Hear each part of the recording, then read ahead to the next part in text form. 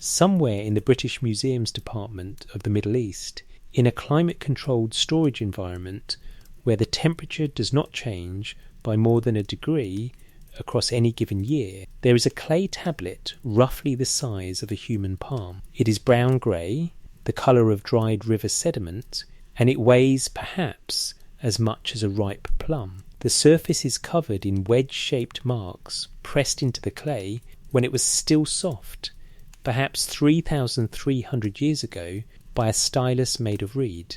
The marks run in careful columns.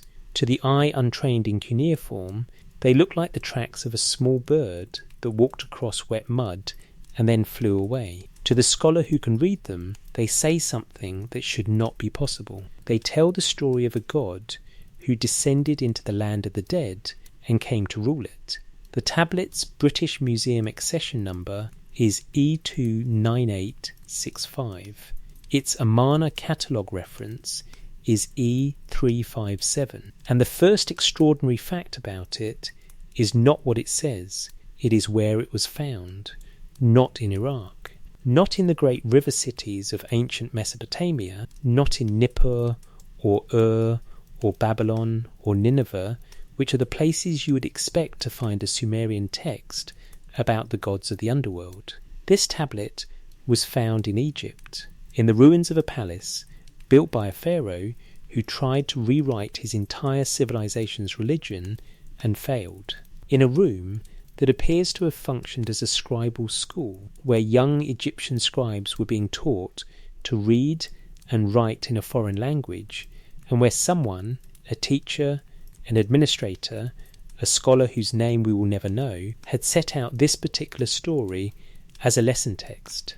That is the first question this tablet asks. Why would an Egyptian pharaoh's court need a copy of a Mesopotamian myth about the ruler of the dead? But it is not the only question, and before we can begin to answer any of them, we need to understand who this god was. We need to understand Nergal. Settle in. Wherever you are listening from tonight, tell us in the comments, because people are hearing this from places the Sumerians never imagined, and that matters somehow. Let this be the beginning of a slow investigation. There is no rush. The tablets have been waiting 3,000 years.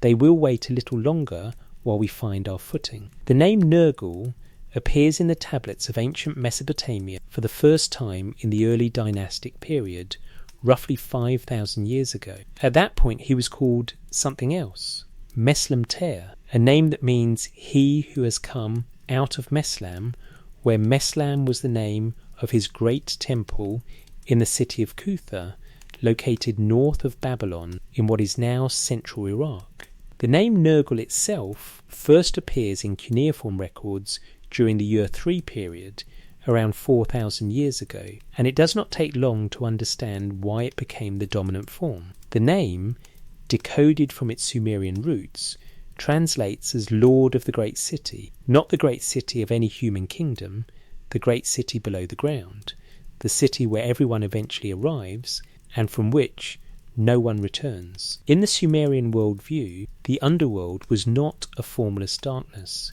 It was not an absence. It was a city. It had gates, 7 of them, each guarded, each requiring passage. It had a throne room. It had a vizier who managed arrivals. It had scribes who recorded every new resident in a tablet of stone. It had constables who enforced order and prevented the dead from doing the one thing they apparently wanted most desperately to do, which was leave. The underworld was administered. It was governed.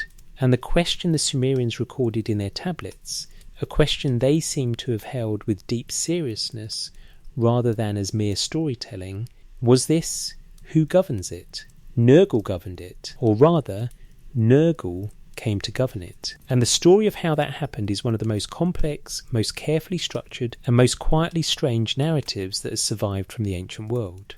It is the story preserved on E357, the tablet found in an Egyptian pharaoh's palace, and it is the story preserved on a second set of tablets, far longer and far more detailed, discovered not in Egypt and not in Iraq, but in a place that should be equally impossible, in the ruins of a scribal archive in what is now southeastern Turkey, unearthed in 1951 by a team of Turkish archaeologists and published by the British Assyriologist Oliver Gurney in 1960 in the pages of a journal called Anatolian Studies. Those tablets, catalogued as the Sultan Tepe series, gave us a version of the same myth that is perhaps 750 lines long, a version so much richer than the Egyptian copy that scholars recognised immediately they were dealing not with a simple religious text, but with a sophisticated literary work that had been actively revised, expanded and reinterpreted across centuries and across civilizations. Two versions of the same myth, one found in Egypt, one found in Turkey, neither found in the Mesopotamian heartland where the story originated, both preserved by scribes who spoke Akkadian as a second language, who had learned this story as part of their training in the ancient Near Eastern scribal tradition, and who apparently considered it important enough to copy and keep. Consider what that means for a moment. While you rest in whatever position you have found for the night, in whatever corner of the world you have settled into, consider the journey of this story, composed in the river cities of ancient Iraq, copied onto clay tablets in a form that a 14-year-old Egyptian student could carry and study, revised and expanded by scribes in a library in what is now Turkey, 7 centuries after the Egyptian copy was made, excavated from the ground, first in 1887 and then in 1951 by archaeologists who did not yet know what they had found, translated into English by scholars who spent careers deciphering a language that no one had spoken aloud in 2,000 years. And now, on a night in the 21st century, arriving in your ears as something that still carries the weight of the original questions. Who is the God who rules the land of no return? How did he come to rule it? And what does it mean that the Sumerians insisted on recording this story with such precision, such detail, such care, as though getting it right mattered, as though it was not invention but memory? Those are the questions that will carry us through everything that follows. We are not going to rush toward answers. In this investigation, the texture of the evidence matters as much as any conclusion we might reach. The tablets are not simple documents. They are layered objects, physical, linguistic, historical, cosmological, and each layer reveals something that the layer above it was covering. We begin, as the Sumerians always began, at the beginning. And the beginning, in the case of Nergal, is a name pressed into wet clay by someone who understood that language, properly used, could preserve a thought for longer than stone. The land of no return, the great city below, the Lord who rules there, whose name carries the weight of everything that does not come back. This is what the tablets say. This is what we are going to read together. The name that means the great city. The Sumerian city of Cutha sat on the right bank of a canal feeding the eastern branch of the upper Euphrates, its brick walls rising from the flat alluvial plain of central Mesopotamia the way all Sumerian cities rose, abruptly, purposefully, as though the Earth had decided to concentrate itself upward at a single point and call the result civilization. The city was modest by the standards of Nippur or It did not produce royal dynasties of lasting fame. Its merchants were not the wealthiest in the region. Its name does not appear in the great epics of kingship and heroism that defined Sumerian literary culture the way Uruk and Kish did. What Cutha had was its temple, and its temple was one of the most important religious structures in all of Mesopotamia, visited, rebuilt, endowed, and described across 3,000 years of recorded history, from the early dynastic period through the Akkadian Empire, the Ur-3 Renaissance, the Old Babylonian period, the Kassite dynasty, the Assyrian Empire, and into the Neo-Babylonian state, where Nergal would be ranked as the third most important deity in the entire pantheon, behind only Marduk and Nabu. The temple was called Emeslam, the House of Meslam, and it was from this house, this specific building, in this specific city on the flat plain north of Babylon that the god whose name means Lord of the Great City was believed to emerge. Meslam Tea, that is the oldest name. It predates Nergal by centuries. The god lists from Abu Salabik and Farah dating to the early dynastic period around 2600-2500 BC and representing some of the earliest systematic records of the Sumerian divine order already name this deity in connection with the underworld. The Zami hymns, a collection of short dedicatory compositions from the same period, include a hymn addressed to the city of Cutha, in which the deity of the underworld is invoked alongside a group called the Enki-Ninki deities, a class of ancient divine beings believed to be the ancestors of the great god Enlil, residing in the underworld since before the present divine order was established. This is the earliest layer, and it is already complex. Already in texts 5,000 years old, the Lord of Cutha is connected not only to death in the ordinary sense, but to a deeper, older divine presence that predates the gods who currently manage the visible world. Nergal's full name and genealogy become clearer in the godless tradition that Assyriologists have painstakingly assembled. The most important of these is the Anam list, a massive compilation of the Mesopotamian divine hierarchy in which every deity is given their proper name, their epithets, their family relationships, and their functional role. In the most recent scholarly edition, prepared by W.G. Lambert and Ryan D. Winters and published in 2023, Nergal is credited with approximately 100 distinct names and epithets across different periods of Mesopotamian history. This number is extraordinary. It is, according to Frans Vigeman of the Vrije Universiteit Amsterdam, comparable only to a handful of the most theologically significant deities in the entire Mesopotamian pantheon, Inanna chief among them. A god accumulates names over centuries of theological reflection. The names are not decoration. Each one records a different aspect of the deity's perceived function, a different angle from which worshippers and scholars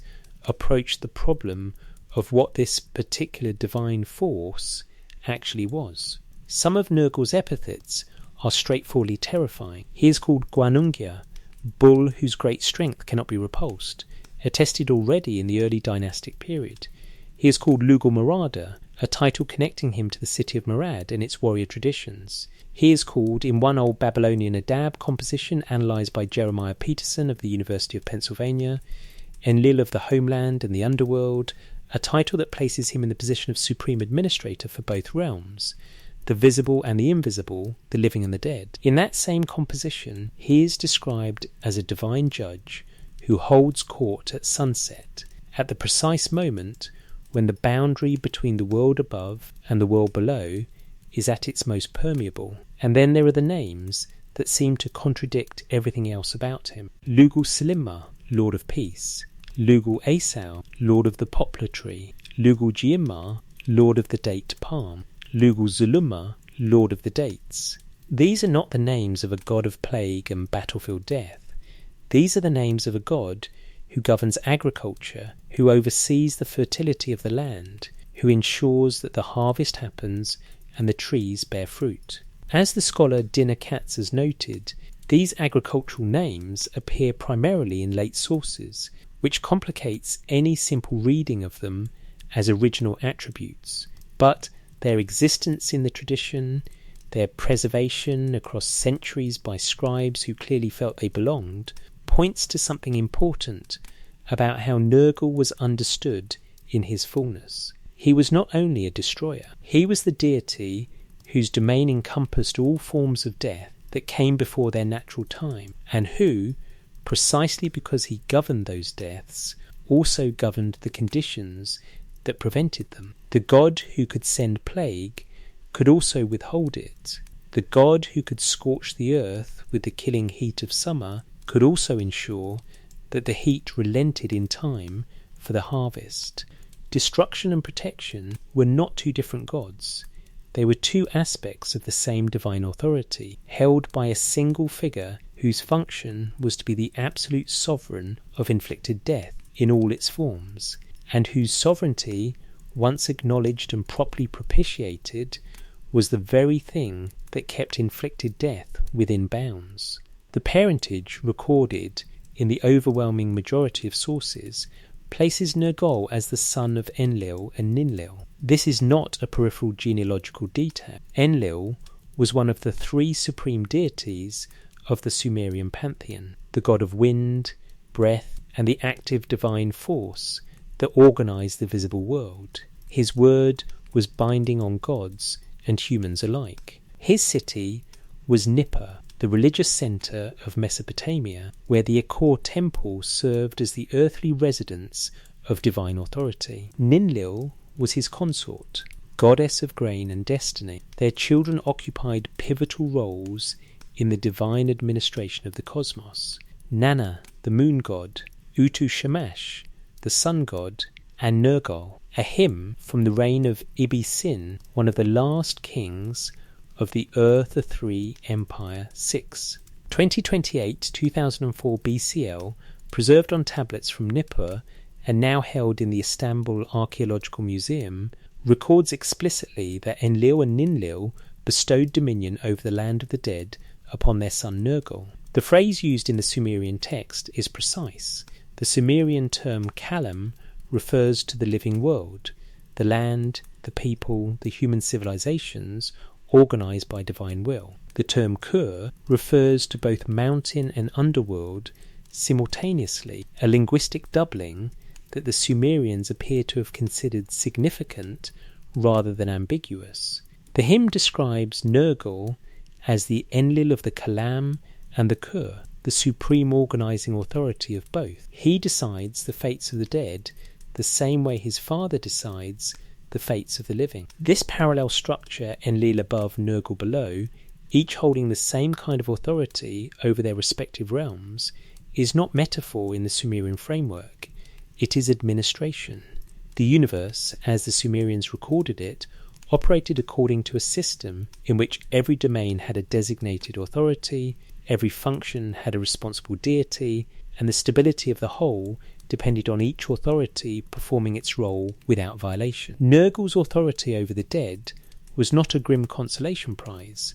It was a structural necessity. Without someone holding that authority with absolute sovereignty, the boundary between the living and the dead would become negotiable. And, in the Sumerian cosmological imagination, a negotiable boundary between life and death was the most dangerous thing conceivable. The name Nergal encodes this understanding in its very grammar. The Sumerian phrase underlying it, Ner, greatness or lordship, combined with the concept of the large city, has been the subject of genuine scholarly debate.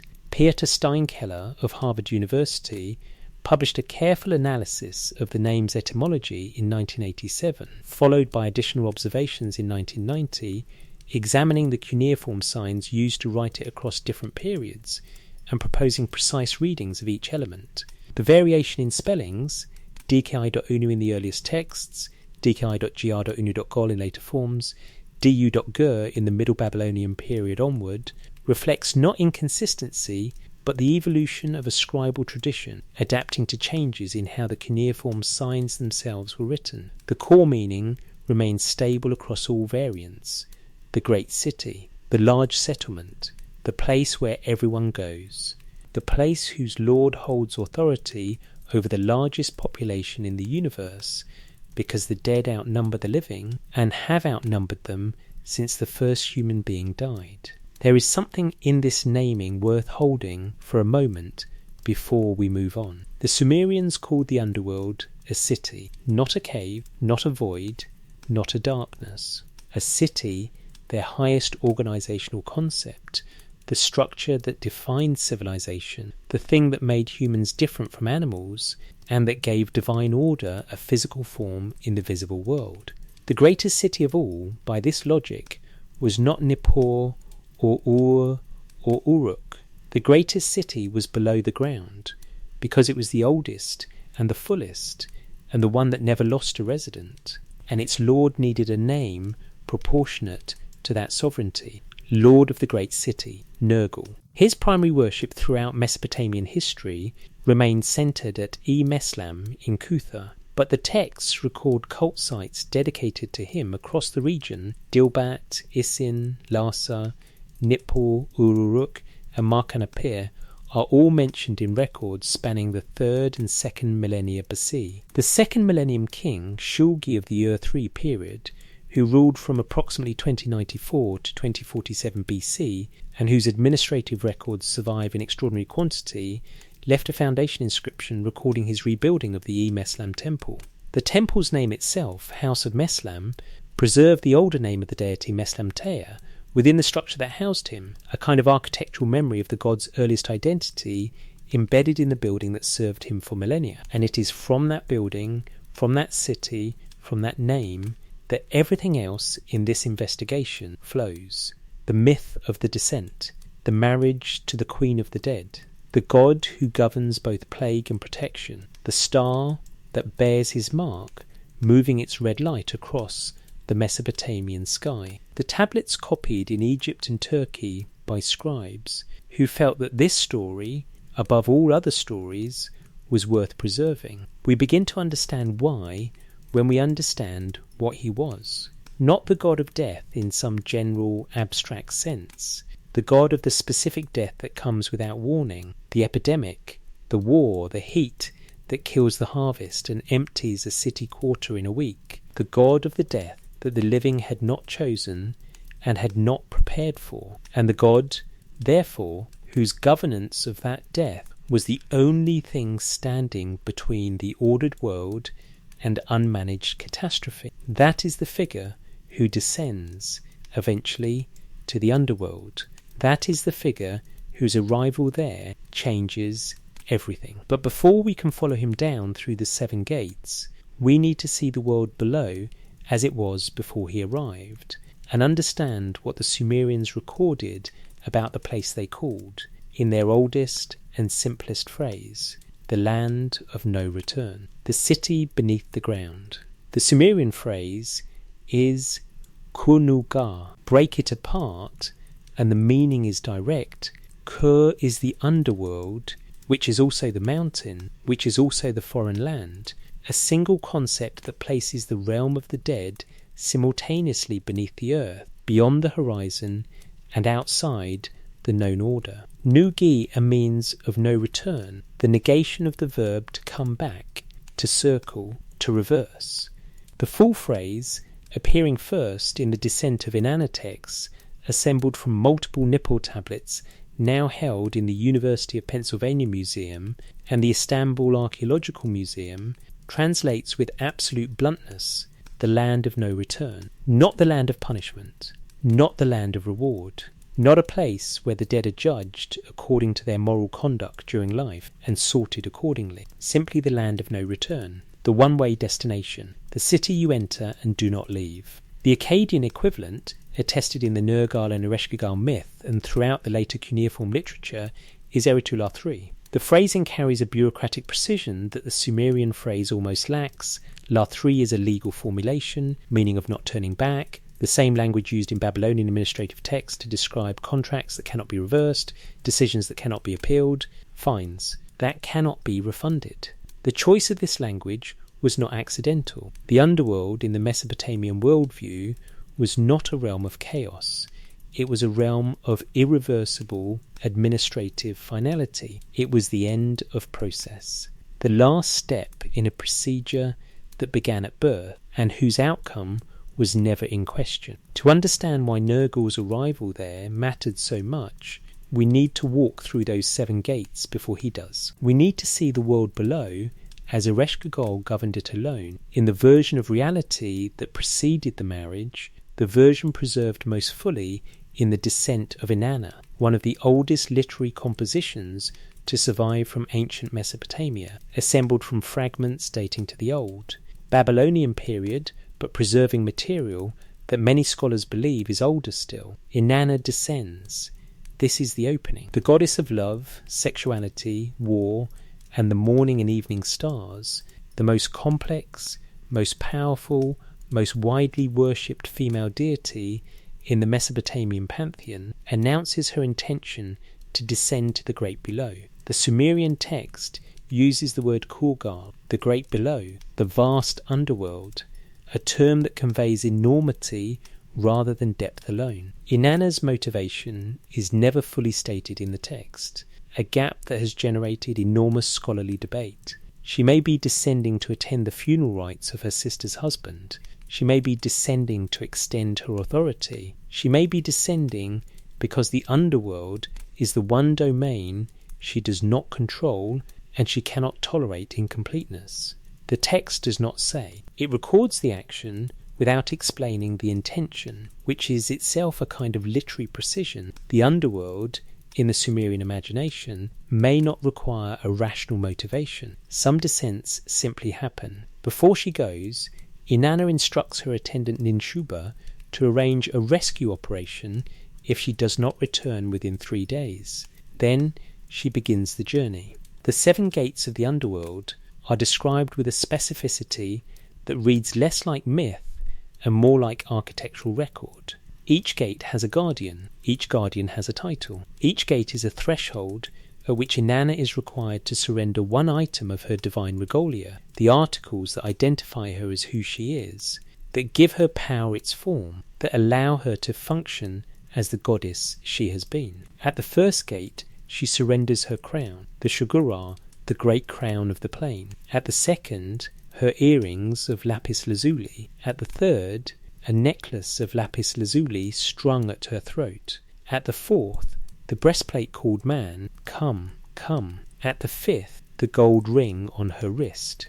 At the sixth, the lapis lazuli measuring rod and measuring line that she carries as symbols of her authority to judge and to measure, to impose order. At the seventh gate, the royal robe, the pala garment, is taken from her body. She arrives in Ereshkigal's throne room, stripped of everything. Every physical marker of her divine status has been removed. Every tool of her power, every article of her identity. She arrives as something like a naked soul, present, conscious, but unable to act as herself. And then the 7 judges of the underworld, the Anunna, look at her with the look of death, and she dies. Her body is hung on a hook on the wall of the underworld. For 3 days and 3 nights, the goddess of love and war hangs there, while above the ground the world begins to deteriorate. Without Inanna, the texts suggest, the procreative and vital forces of the visible world weaken. The rescue operation succeeds eventually through the ingenuity of the god Enki, and Inanna is revived, but she cannot leave without a substitute. The law of the underworld requires a replacement for every soul that departs. She walks back through the 7 gates, recovering her regalia piece by piece, and eventually nominates her husband Dumuzi to take her place. The shepherd god of vegetation is seized by the Gala demons and dragged below. What the descent of Inanna establishes, with its meticulous procedural detail, is the nature of the underworld as an institution. It has laws.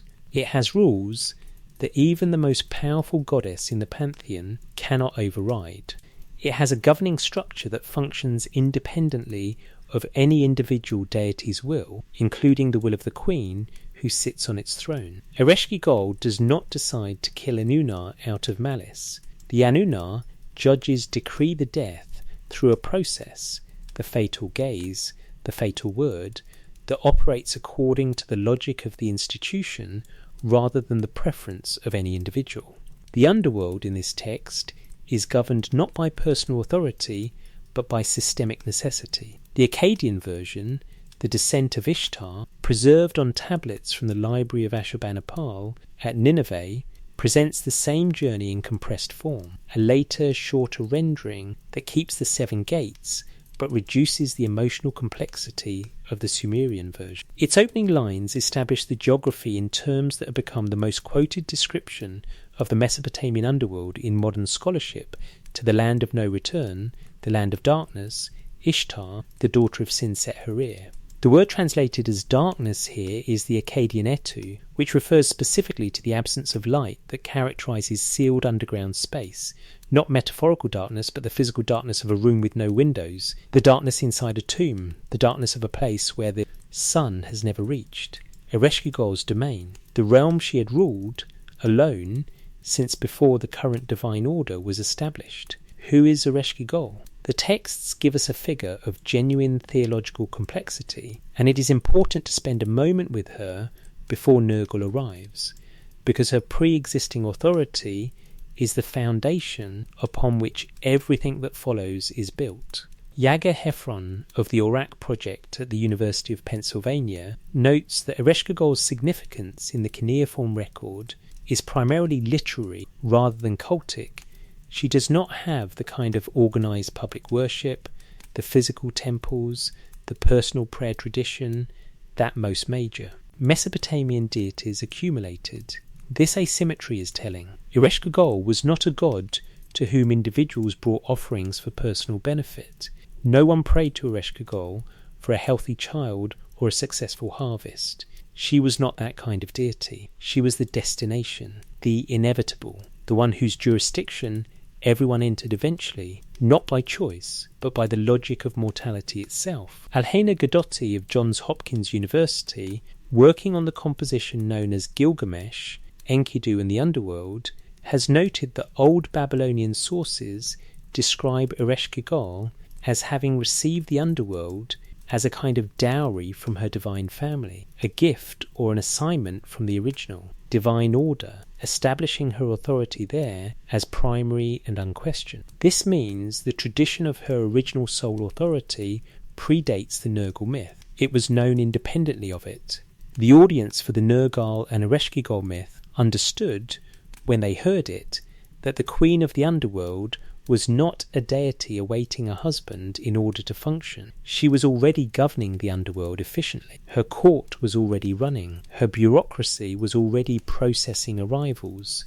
The court of the underworld, as the texts describe it, mirrors the administrative structure of Mesopotamian cities above ground with a fidelity that raises its own set of questions. Her vizier is Namtar, whose name in Sumerian means fate or doom, a title rather than a personal name, describing a function rather than an individual. He manages arrivals, carries messages to and from the upper world, oversees the mechanics of death's administration. Below him are the Anunnaki judges, a group that in the underworld context refers to the divine panel who decree the fates of the dead, distinct from the celestial Anunnaki who decree the fates of the living. The scribes, the Dubsaru, record each new arrival in what the texts describe as a tablet of stone, an inversion of the clay tablets of the upper world, as though the permanence of death required a more permanent material than the clay that preserved the laws and records of the living. The Gala demons serve as constables. Their name in Sumerian is a term that in the legal vocabulary of the living world referred to the class of officials who collected debts by force and seized property when agreements were violated. In the underworld, the Gala seize souls. They enforce the rule that the dead stay dead. They are the mechanism by which the land of no return maintains its defining characteristic, not through supernatural horror, not through punishment, but through institutional enforcement. The dead are residents. The underworld is their city. The Gala are the officials who make sure they stay within the city limits. This administrative portrait has a quality that many scholars have noticed. Without always fully articulating, it describes a system that works. The underworld in the cuneiform texts is not in chaos.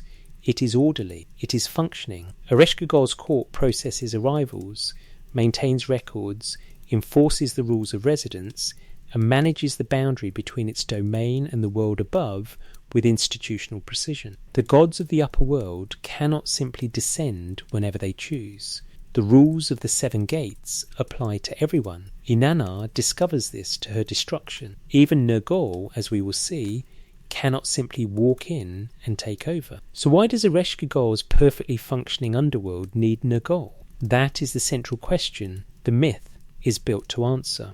And it points towards something the Sumerians seem to have understood with considerable clarity, that the underworld, as Ereshkigal governed it, handled natural death. The dead who arrived through the normal operation of mortality, through age and illness that ran its course, through the harvest of lives that had been fully lived. The bureaucracy was calibrated for these arrivals.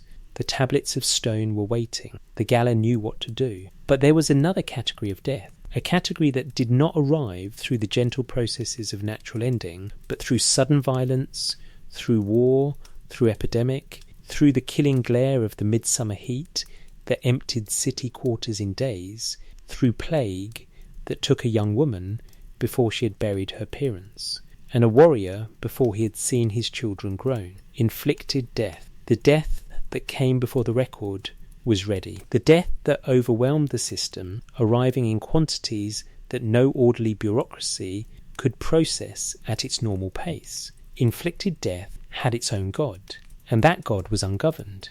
Nergal roamed the upper world, delivering deaths that no one had requested and no one had scheduled, feeding the underworld's population with a ferocity that the underworld's administrative structure struggled to contain. Above ground, the living feared him as the source of plague, war, and the relentless heat of high summer. Below ground, Ereshkigal received what he sent, the dead, without any authority over the force that was sending them, until the day of the banquet, until the moment of the insult, until the sequence of events that E357 preserves in 40 lines of Akkadian cuneiform pressed into a palm-sized piece of clay, and that the Sultanate scribes expanded into a narrative of nearly 800 lines.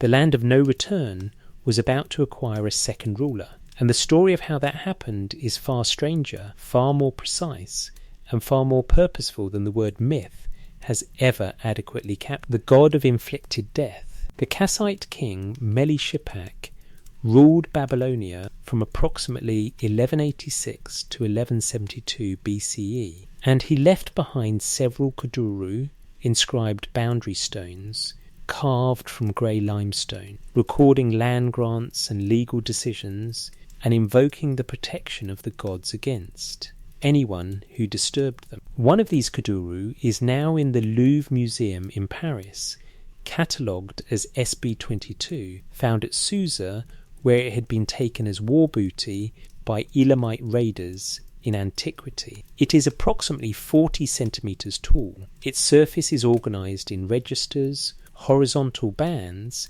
each band containing a set of divine symbols carved in shallow relief. On the second register from the top, on the left side, there is a weapon mounted on the back of a dragon. The weapon has a specific form. It is a mace, but its head is not round or oval in the way a normal war mace would be. The head is a lion, 2 lion heads, to be precise, flanking the shaft, facing outward, their mouths slightly open. This is Nergal's symbol, a lion-headed mace on the back of a dragon. The choice of imagery encodes a theology. The mace is the ancient Mesopotamian weapon of power, older than the sword, associated with divine authority from the earliest period of Sumerian iconography. A mace in the hand of a god or king was not merely a weapon. It was a statement of legitimate force, of the right to impose death in the service of cosmic order.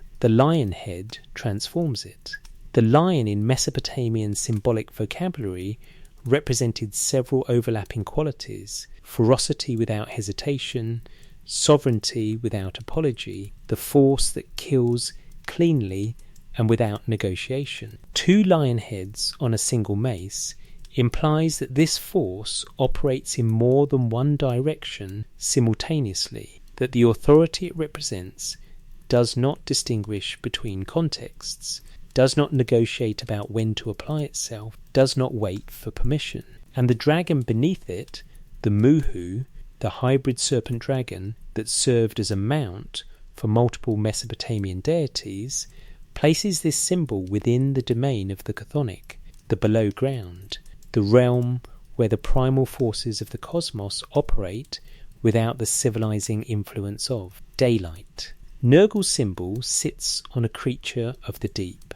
Franz Wigemann, whose entry on Nergal in the Reallexikon der Assyriologie remains the most comprehensive scholarly synthesis of his iconographic tradition, has documented the consistency of Nergal's attributes across centuries of Mesopotamian visual culture. Lion-headed maces appear on cylinder seals from the Old Babylonian period onward as unambiguous markers of Nergal's identity or authority. A scimitar adorned with leonine decorations accompanies him on seals from Larsa. On Old Babylonian terracotta plaques from Nippur, fired clay objects that served as household devotional items, small enough to hold in both hands, Nergal appears as a striding male figure in a flat cap, carrying the lion-headed mace, his posture conveying forward momentum rather than stillness. As though he is always in the act of arriving, he is associated with bulls as well as lions. The epithet kur-nu-gi-a, bull whose great strength cannot be repulsed, is among the earliest attested in the cuneiform record. The bull, like the lion, carried a specific semantic weight in Mesopotamian symbolism: raw natural power, the force that ploughs the earth and that also destroys fences, that provides food and that also kills people in the field. Bull-eared figures on Old Babylonian terracotta plaques may represent members of Nergal's entourage, his divine court, the retinue that accompanied the god of inflicted death on his movements through the visible world. What did his movements through the visible world look like? The cuneiform record is precise about this. Nergal brought plague. The word the Akkadian texts use most consistently for his action on a human population is mikitu, sometimes translated as epidemic or pestilence, a term that in administrative texts described not just illness, but mass death from illness, the event that emptied city quarters and required special reporting to the king's court that disrupted the agricultural labour force and created the records we now use to reconstruct ancient population history. When Mikitu arrived in a Mesopotamian city, diviners were consulted. Specific procedures in the divination series, the omen texts organised by category, of which the Enlil and Ninlil series dealing with celestial omens is the largest, were used to determine whether this particular Mikitu was being sent by Nergal, and if so, what offerings and prayers would be required to cause him to relent. The phrase used in those divination texts is "the hand of Nergal has fallen on this person or on this city." The metaphor of the hand is precise. A hand falls, it strikes, it seizes, it does not drift.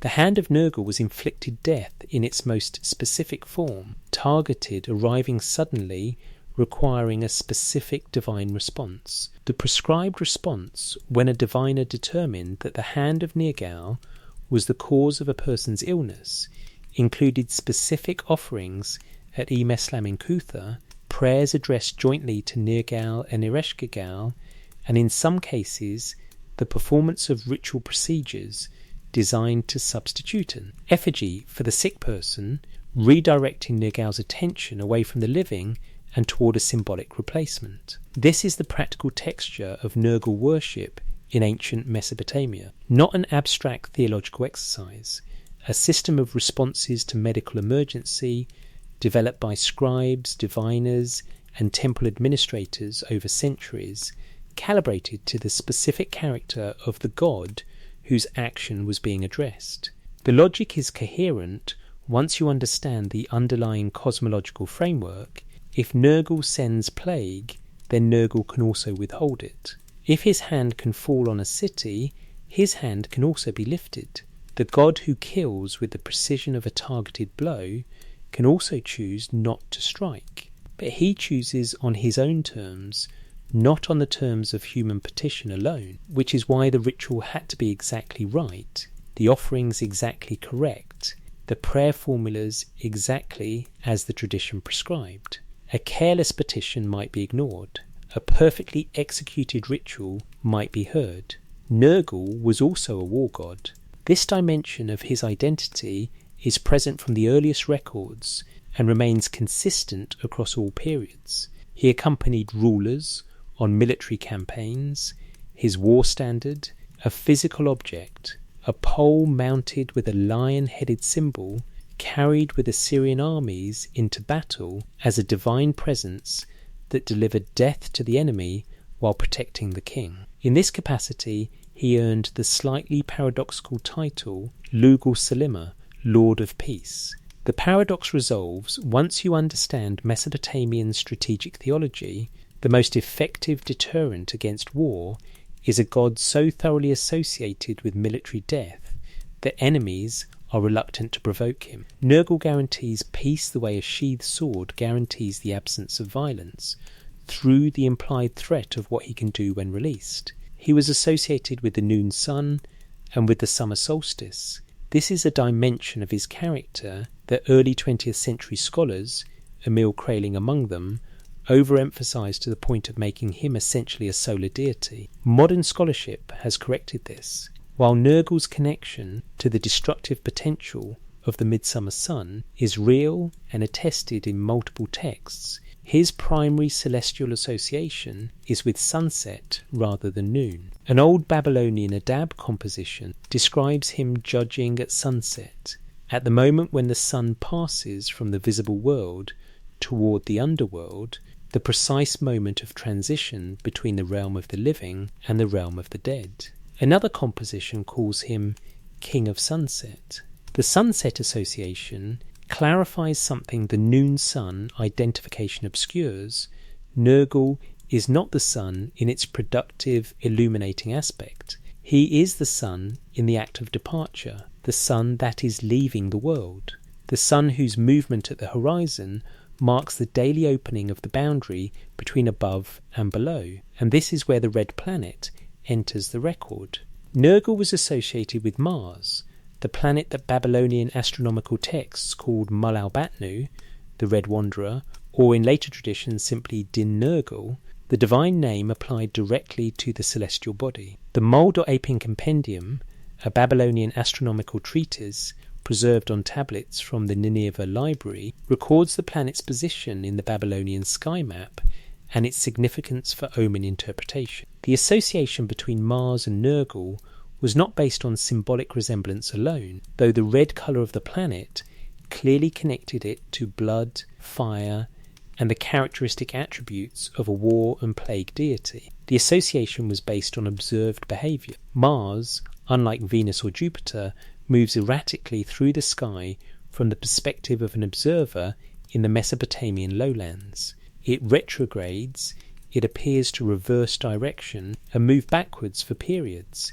in a way that no other visible planet does as dramatically. It disappears for extended periods and reappears unexpectedly. Its brightness changes dramatically across its synodic cycle, from a faint reddish point to a bright, almost aggressive presence in the night sky. To the Mesopotamian astronomer priests who tracked these movements across decades and recorded their correlations with events on the ground, through the omen series that we have inherited as the Enuma Anu Enlil, and through the astronomical diaries that tracked planetary positions nightly for centuries, Mars behaved exactly the way Nergal behaved: unpredictable, erratic, capable of disappearing and returning, characterized by sudden intensifications of presence that correlated in the omen tradition with plague outbreaks, military defeats, and the deaths of rulers.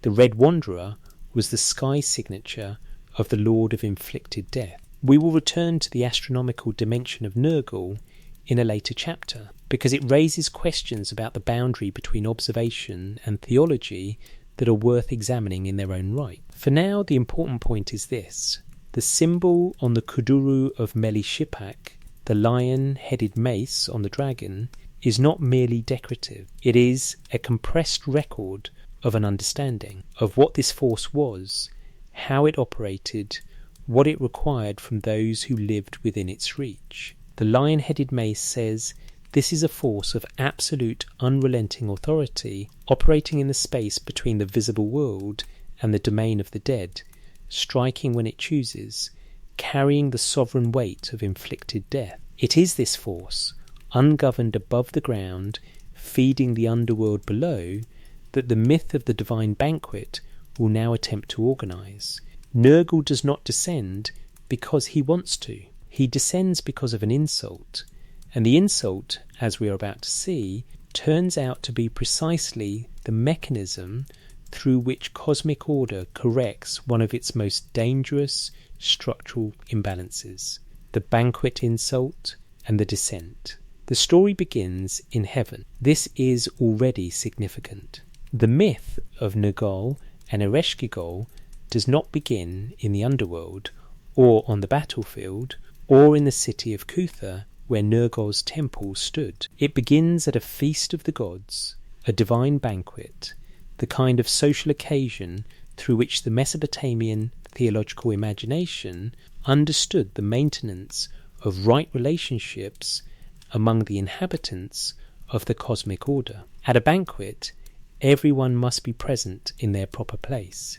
Everyone must be acknowledged with the correct degree of deference.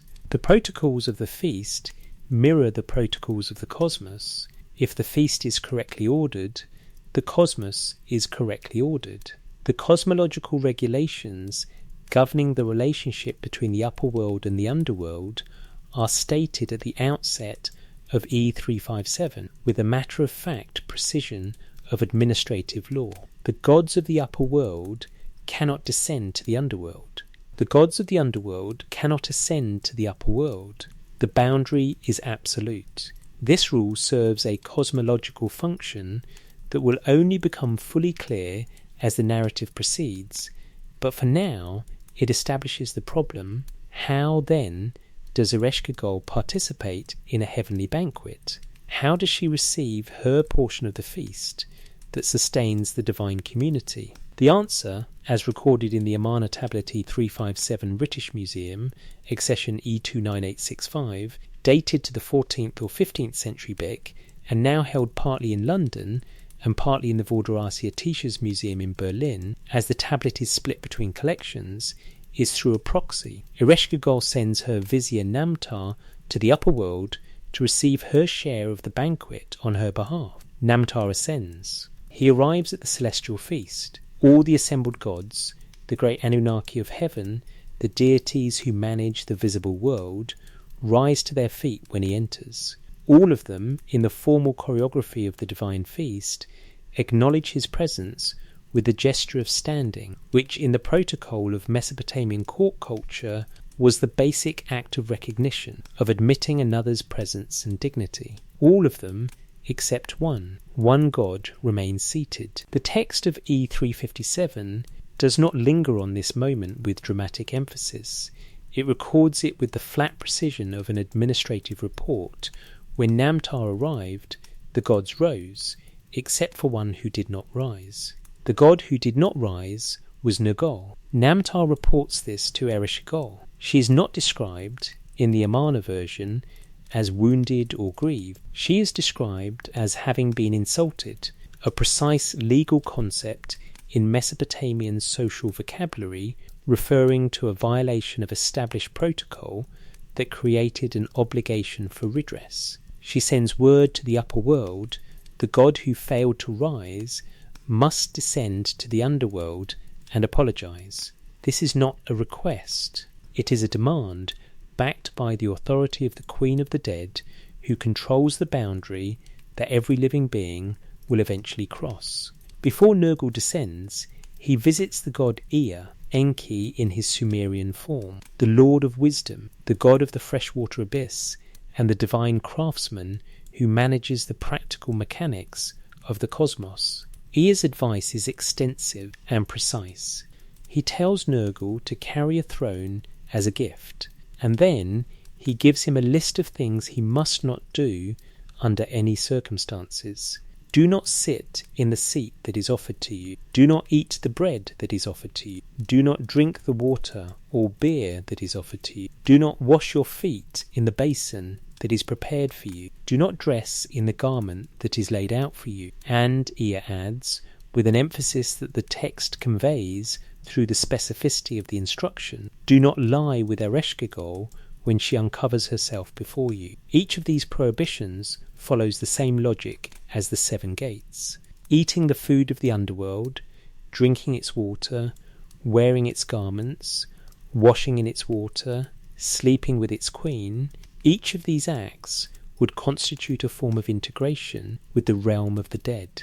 Each would make Nergal a resident rather than a visitor. Ea is telling Nergal, in the language of practical divine instruction, that the underworld operates by a principle of contagion. Engage with its substance and you become part of it. The boundary between the living and the dead is not a wall, it is a set of behaviours.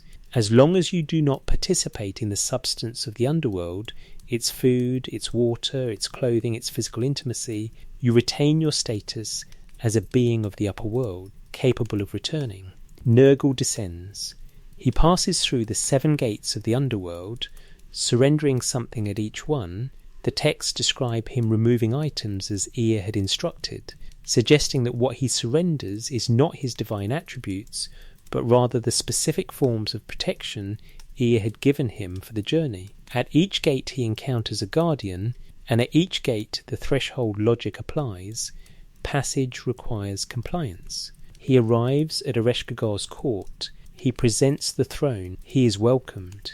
And here, in the Amarna version, the narrative of his obedience to Ea's instructions collapses completely. He sits, he eats, he drinks, he washes his feet, he lies with Ereshkigal for 6 days and 6 nights. Stephanie Daly, in her translation of this passage in Myths from Mesopotamia, Oxford University Press, 2000, uses the phrase "he slept with her" and notes in her commentary that the verbs used in the Akkadian text are unambiguous about the nature of the encounter. This is not metaphor. This is the specific act that Ea had explicitly warned Nergal against. The one prohibition above all others that would bind him to the underworld in the most fundamental way possible, the act of physical union with the Queen of the Dead, the most complete form of participation in the substance of her world.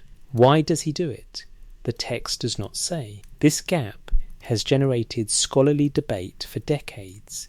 One reading, offered by multiple commentators, is that Nergal is simply overwhelmed, that the Queen of the Underworld, in her throne room, in the privacy of her palace, exercises a draw on the god of inflicted death that his rational calculation cannot resist. Another reading proposes that Nergal knows exactly what he is doing, that the 6 days of union are not a failure of discipline, but a deliberate act whose consequences he has calculated in advance, or whose consequences Ea has calculated for him. The most careful reading of the Amarna version, following Rivka Harris's analysis of the verb forms, suggests that both figures are described as active agents in the encounter. This is not a seduction in the sense of manipulation. It is a mutual choosing. 2 deities, each isolated in their domain, each the sovereign of a particular form of death, recognizing in each other something that neither can find anywhere else. On the 7th day, while Ereshkigal sleeps, Nergal escapes. He moves back through the 7 gates, departing with an urgency the text conveys through the brevity of its description. There is no lingering, no farewell, no explanation. He returns to the upper world, and Ereshkigal wakes alone. Her response, as preserved in the Amarna tablet, is the emotional centre of the myth. She does not rage in the way a battlefield god might rage. She mourns. She tells Namtar what has happened, and then she makes a threat that demonstrates, without any ambiguity, the nature of her actual power. If Nergal is not returned to her, she will open the gates of the underworld and release the dead into the living world. She will reverse the foundational rule of the cosmos, the one-way boundary of the land of no return, and allow every dead soul who has ever passed through her 7 gates to come back. Consider what that threat means in the Sumerian cosmological framework. Every warrior who ever died in battle, returning to fight. Every person who ever died of plague, returning to circulate among the living. Every soul that had been processed, recorded, and integrated into the administration of the dead, released from that administration and wandering free in the world of the living. The land of no return would become the land of perpetual return. The boundary that defined the difference between life and death would dissolve. The underworld's bureaucracy, the entire administrative structure that kept the dead in their city and the living in theirs, would collapse. This is Ereshkigal's power. Not the power to kill, that belongs to Nergal. The power to maintain the boundary, the power to keep the separation between life and death operational. Without her authority, the boundary fails. And a world in which the boundary between life and death has failed is not a world anyone, divine or human, can inhabit with any stability. The celestial gods hear her threat. They hand Nergal over. He descends again through the 7 gates. In the Amarna version, he arrives in Ereshkigal's throne room, moving with the specific violence of a god of war. He seizes her by the hair, drags her from her throne, in a gesture that reads on its surface as conquest. Then the text introduces one of the most quietly significant moments in the entire narrative. He pulls her from her throne, he holds her, and then, the text says, he wipes away her tears. She speaks. She does not plead from powerlessness. She offers him co-rulership. She offers him the title of King of the Underworld, joint authority alongside her own queenship, the tablets of wisdom, and the full weight of the institution she has governed since before the present divine order was established. Her offer is not a surrender, it is a proposal, an administrative solution to a problem that the entire cosmos has been suffering from since Nergal first began delivering inflicted deaths to her domain without any authority to govern the process himself. He accepts. They enter the bedchamber together, and the land of no return, for the first time in the record we have of it, has 2 rulers, the long version and what the scribes added. In 1951, a team of Turkish archaeologists excavating a mound called Sultan Tepe near the town of Anlurfa in southeastern Turkey found a room filled with clay tablets. The tablets were badly damaged, cracked, fragmentary, some reduced to small pieces that required extensive cleaning and piecing together before their content could be identified. But when Oliver Gurney, emeritus reader in Assyriology at the University of Oxford, examined the fragments that were sent to him for analysis, he recognised within them something that the short Amarna version of the Nergal and Ereshkigal myth could only hint at. The Sultan Tepe archive, as it came to be known, was a scribal school collection from the Neo-Assyrian period, approximately 7th century BC, several centuries after the Amarna tablet was copied, and at least 1,000 years after the myth's origins in the river cities of Mesopotamia. It contained literary, religious, and lexical texts of the kind used to train advanced scribes in the full range of Akkadian literary tradition. Among them were the tablets now catalogued as Stet 28 and Stet 29, which Gurney published in Volume 10 of Anatolian Studies in 1960 under the title The Sultantep Tablet 7, The Myth of Nergal and Ereshkigal.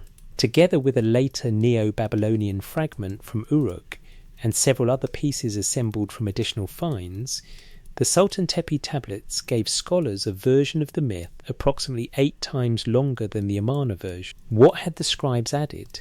The answer reveals something important about how the myth was understood across the centuries of its transmission. The core narrative structure is the same. The banquet, the insult, the descent, the union, the escape, the threat, the return, the marriage, all of these elements are present in both versions. But the Sultan Tepe version expands 2 sections that the Amarna version treats briefly. The approach to the underworld, with its 7-gate sequence elaborated in far greater architectural and ritual detail, and the period of Ereshkigal's grief after Nergal's escape. The grief section is where the Sultan Tepe version's literary sophistication becomes most apparent. Where the Amarna tablet gives us Ereshkigal sending Namtar with her threat and moving quickly to the resolution, the Sultan Tepe version gives us Ereshkigal alone in her throne room, speaking at length.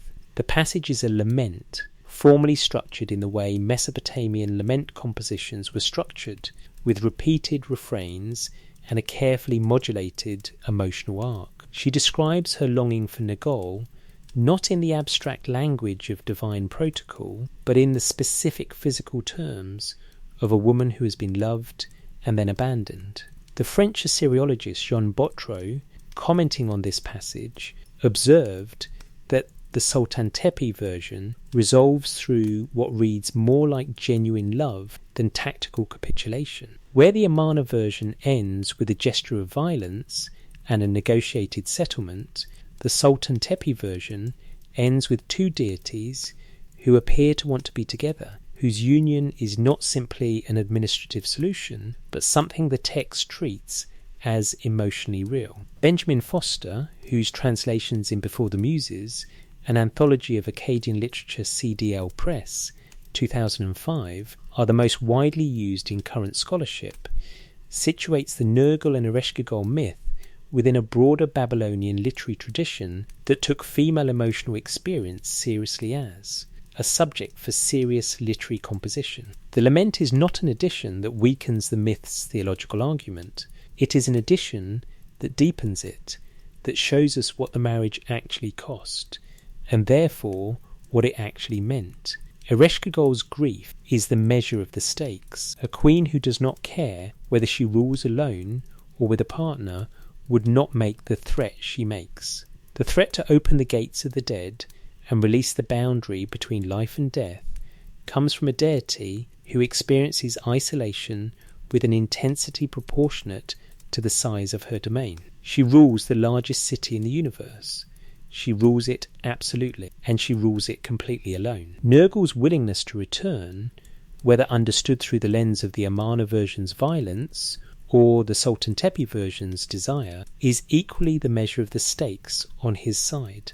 A god of inflicted death who roams the upper world freely, delivering plague and war without accountability, choosing to be contained within the governance structure of the underworld, is making a choice with profound cosmological consequences. The Sultan Tepe version, in its expansion of the narrative, makes that choice feel less like a forced resolution and more like a recognition, an acknowledgement that two forces operating in isolation create more destruction than either force operating within a shared order. Gurney's 1960 analysis, which remains the foundational scholarly reading of the Sultan Tepe version, proposed that the two versions of the myth reflect a genuine attempt in the Old Babylonian period to reconcile northern and southern Mesopotamian traditions that had each independently assigned sovereignty over the underworld to different deities.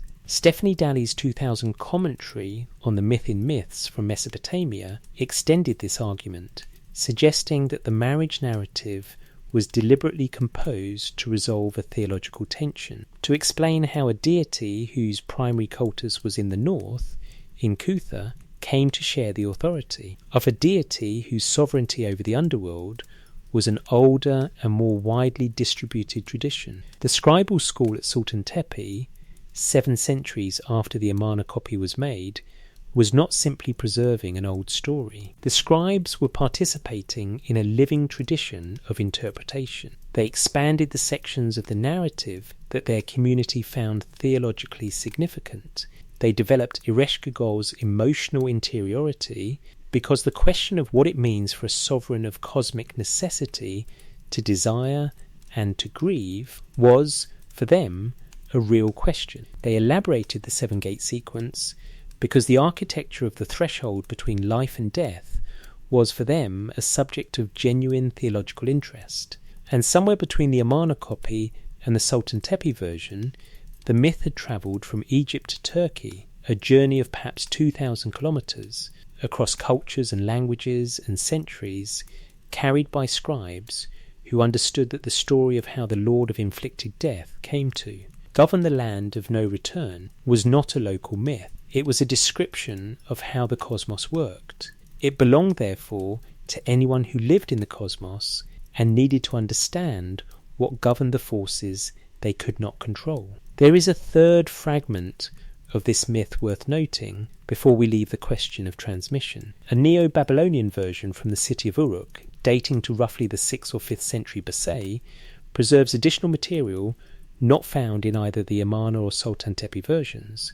It suggests that the scribal traditions surrounding this myth remained active for nearly 1,000 years after the Amarna copy, that it was not a text that was copied once and then preserved unchanged, but a living composition that different scribal communities continued to work with, to expand, to revise, to understand in the context of their own time. What kind of text requires that much ongoing attention? What kind of story survives 3,000 years of copying and revision and still arrives in the archaeological record as something that scribes in Turkey and Babylonia and Egypt all considered worth preserving? A story that answers a question that does not go away. The question of what governs the death that no one chose. The question of whether the force that kills without warning operates inside or outside the cosmic order. The question that the myth answers in both its short and long versions with the same conclusion: inside, always inside, governed from the beginning of the present divine order by two rulers in a palace below the ground, in the city whose population never stops growing. Erra unbound, when destructive death has no master. To understand the full weight of what the Nergal-Ereshkigal marriage achieved cosmologically, it helps to read the Epic of Erra. Not because Erra is simply another name for Nergal, the scholarly debate about their relationship is genuinely complex, and we will approach it honestly, but because the Epic of Erra functions in the Babylonian literary tradition as the story of what happens when the force of inflicted death escapes the governance structure that contains it. The Epic of Erra survives in copies from the Library of Ashurbanipal at Nineveh, the great 7th century BC royal library assembled by the Assyrian king, whose scholars systematically collected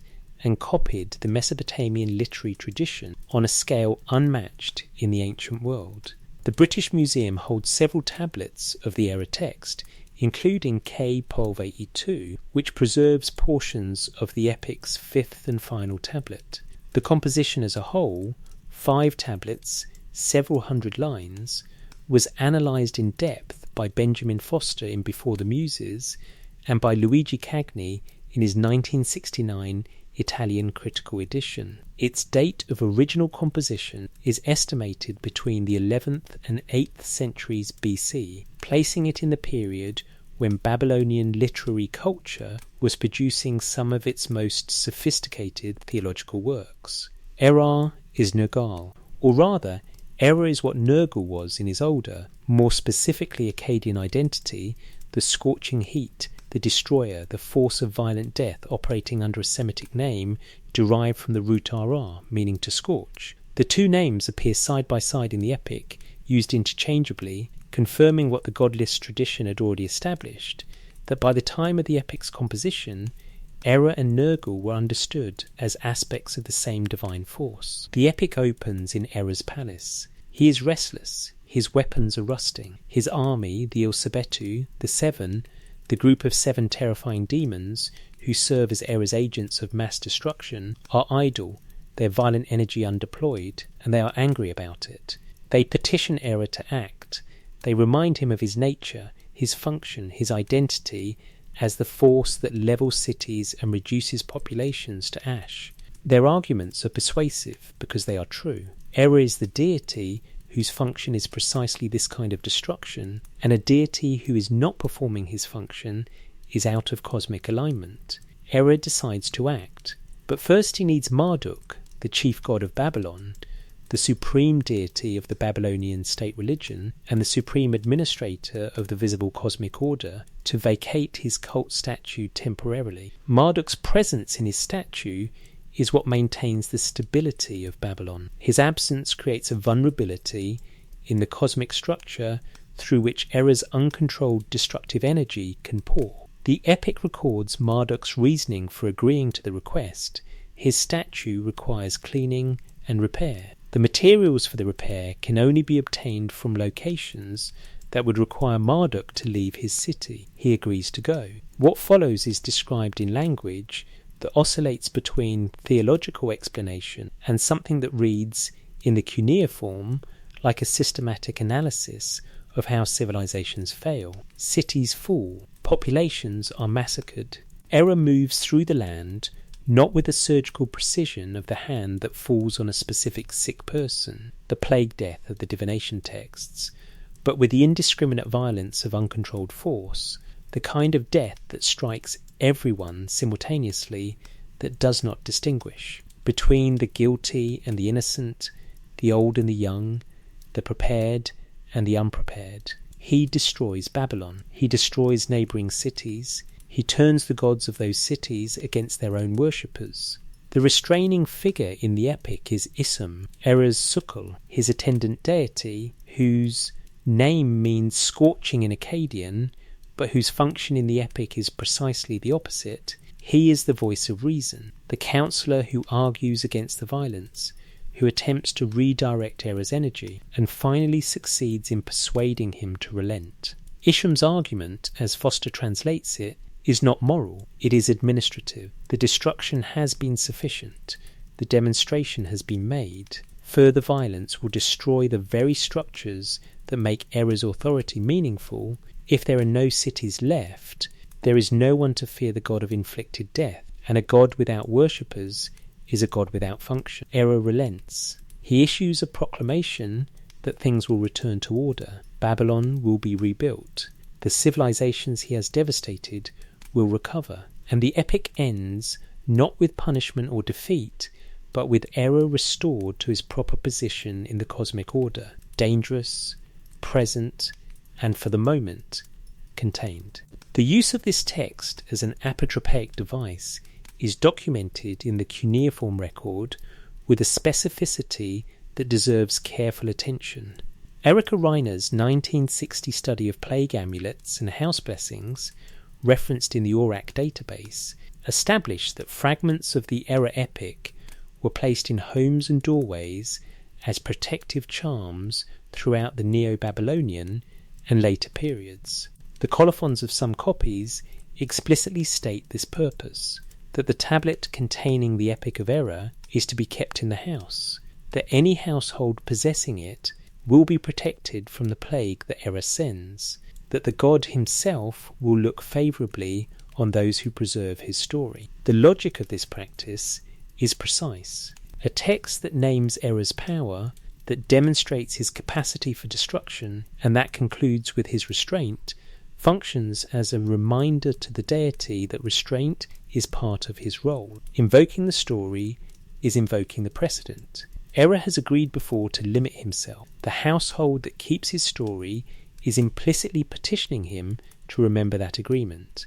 This is not superstition in any dismissive sense. It is a sophisticated application of a consistent theological principle that the forces of inflicted death are not deaf to invocation, not indifferent to the form in which they are addressed, not beyond the reach of the properly structured petition. Nergal Erra is a god who can be engaged.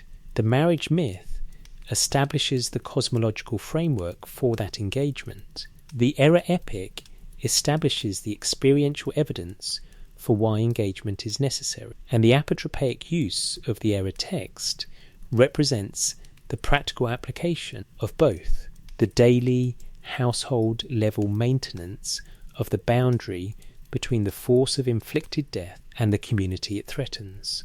Now the question that the Erra epic raises most sharply is this: in the cosmological framework of the Nergal Ereshkigal marriage, is Erra's rampage a story from before the marriage, an account of what inflicted death was like when it was ungoverned, or is it a story of what happens when the governance structure fails? The epic does not specify. The relationship between the Erra myth and the marriage myth is not made explicit in the texts we have, but one reading is particularly compelling if we treat the Sumerian and Babylonian texts as parts of a continuous theological tradition rather than as isolated compositions. The marriage of Nergal and Ereshkigal placed inflicted death within the governance structure of the underworld, The Epic of Erra describes the consequences when that governance structure is temporarily disrupted, when Marduk's restraining presence is removed, when the administrative hierarchy of the cosmos develops a gap, and when the force that is supposed to be integrated into the ordered system of death's management becomes unbound. The Erra epic is not a separate myth. It may be a complement to the marriage myth, the story of what was always possible if the marriage's governance failed. That is a reading that the texts do not confirm and do not rule out. Hold it as a possibility, because the next layer of this investigation, the physical place where Nergal was worshipped, the city that defined itself by its proximity to his authority, adds another dimension to the question of what the Sumerians thought they were managing when they maintained the rites of Emeslam, the temple at the edge of Babylon. The mound called Tell Ibrahim rises from the flat agricultural land of the Babil Governorate in central Iraq, roughly 30 kilometres north of the ruins of Babylon itself. It is not a dramatic site by the standards of Mesopotamian archaeology. It does not have the visual impact of the ziggurat mound at Ur, or the vast spread of ruins at Nippur, or the complex of excavated structures at Uruk.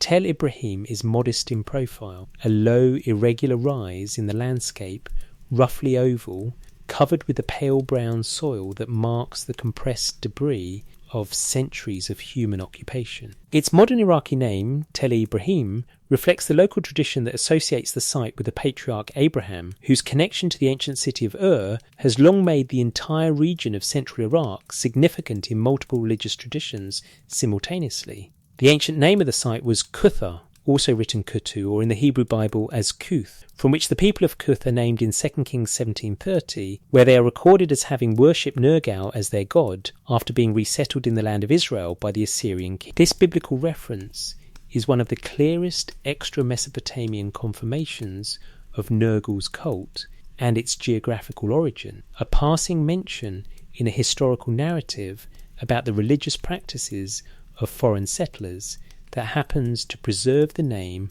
of both the god and his city. The city was occupied from the Akkadian period, around the 24th century BC, through the Hellenistic period, nearly 2,000 years later. This duration of continuous occupation places it among the more persistent urban sites in Mesopotamian history, not the longest, but long enough that generation after generation of inhabitants built their lives around the temple complex at its centre, the Emeslam. The city god of Cutha was, throughout this entire period, the deity whose name is preserved in the temple's ceremonial title, Emeslam, the house of Meslam, the house from which Meslam Teya emerges, Nergal's house.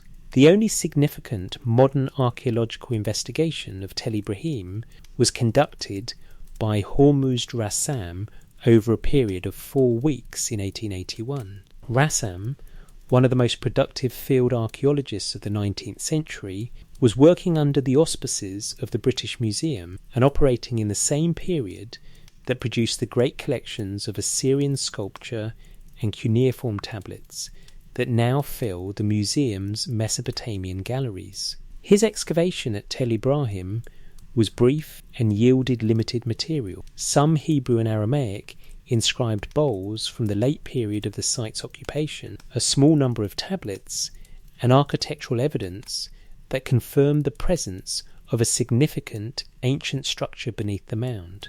The Emeslam temple itself was never fully excavated. Its plan has never been recovered in the way that the temple plans of Nippur or Ur or Uruk have been recovered.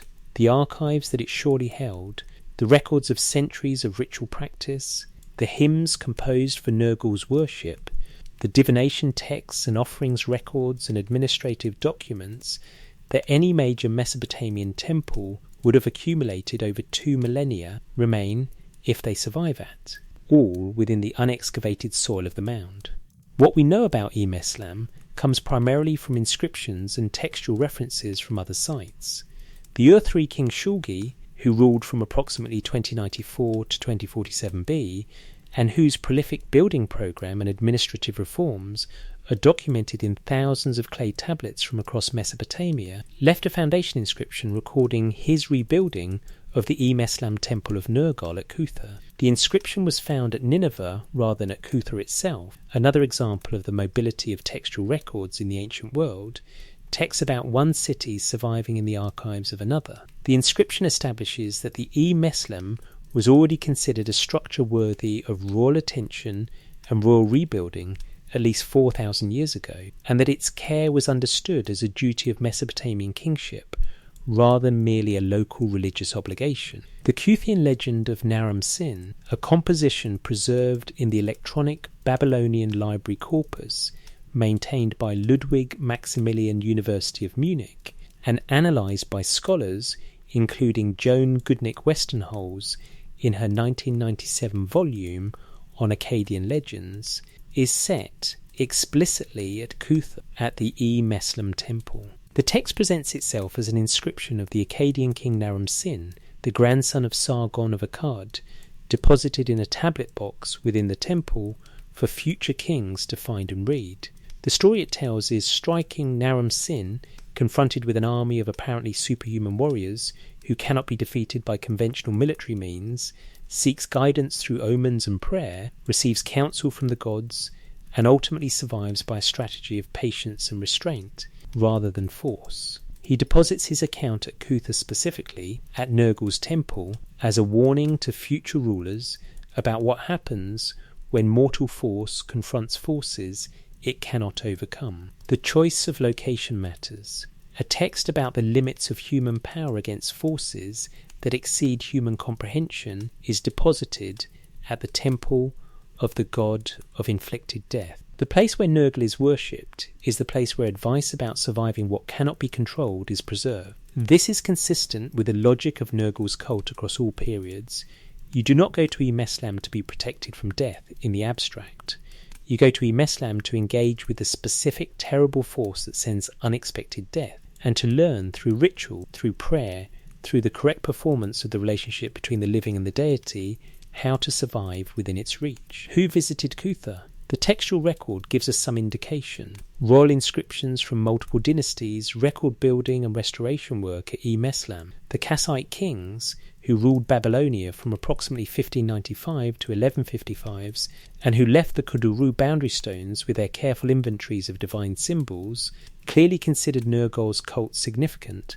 The lion-headed mace appears on multiple Kudurru as a standard element of the divine. Pantheon requiring acknowledgement in any major legal document. The Neo-Assyrian kings, who organised the first millennium Assyrian state religion with systematic thoroughness, included Nergal in the official state pantheon and maintained cult practices at his temples across their empire. Neo-Babylonian records rank Nergal as the third most important deity in the entire pantheon, a position reflecting both his theological significance and the practical relevance of plague and war death to the population of a major imperial city. And there were the ordinary people, who are harder to find in the textual record, but who appear in the divination texts and the incantation literature and the household apotropaic devices.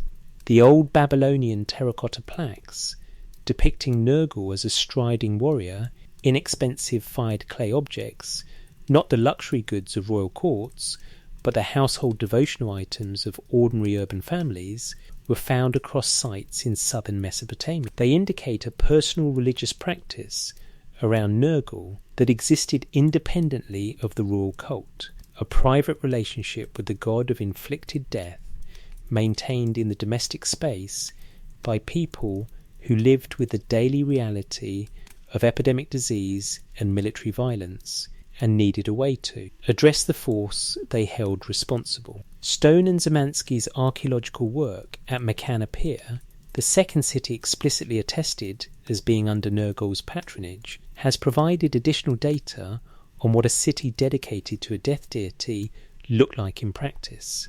Mekana Pier appears to have had an unusual concentration of graves within the urban space, not the normal pattern for Mesopotamian cities, where burial usually occurred outside the city walls. Whether this reflects a deliberate theological choice, a practical administrative decision, about a city under the patronage of the Lord of the Dead, or simply an archaeological coincidence, remains an open question. But it adds one more data point to the portrait of what it meant in ancient Mesopotamia to live in a city that belonged to Nergal. The mound of Tell Ibrahim is still there, still low against the sky, still largely unexcavated. The tablets that once filled the archives of Emeslam, the hymns, the rituals, the records of every king who rebuilt the walls and every worshipper who brought offerings, are still, in all probability, compressed into the sediment below the pale brown surface. They wait with the patience of everything that has gone below the ground. And what they might say, if they were ever recovered, is a question that the history of Mesopotamian archaeology has taught us not to assume we can predict. The Amarna tablet was found in Egypt. The Sultan Tepe tablets were found in Turkey. The next discovery may come from anywhere. The Red Star, Nergal and the planet Mars. On a clear night in ancient Mesopotamia, standing on the flat alluvial plain between the Tigris and the Euphrates, the sky was a different experience from what most people in the modern world have access to. No electric light competed with the stars.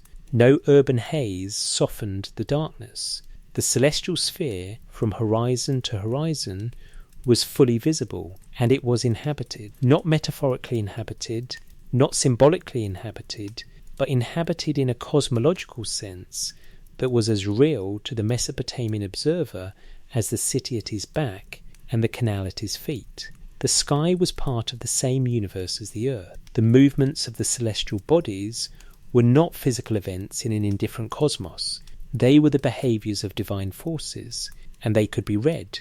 The planet we call Mars was known in the Babylonian astronomical tradition as Mul al-Batnu, a name conventionally translated as the Red One or the Wanderer, though the precise etymology has been debated.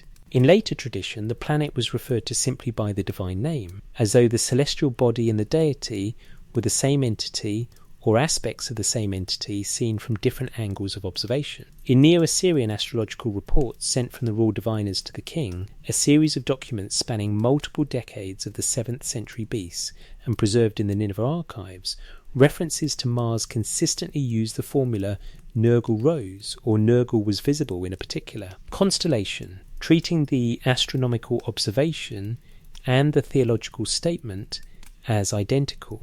The Mul.Apin, the Babylonian astronomical compendium preserved on tablets from the Nineveh library, is the foundational text for understanding how the Mesopotamian astronomer priests organised their celestial knowledge. The title means plough star, a reference to the constellation we call Triangulum, and the compendium covers a wide range of astronomical topics.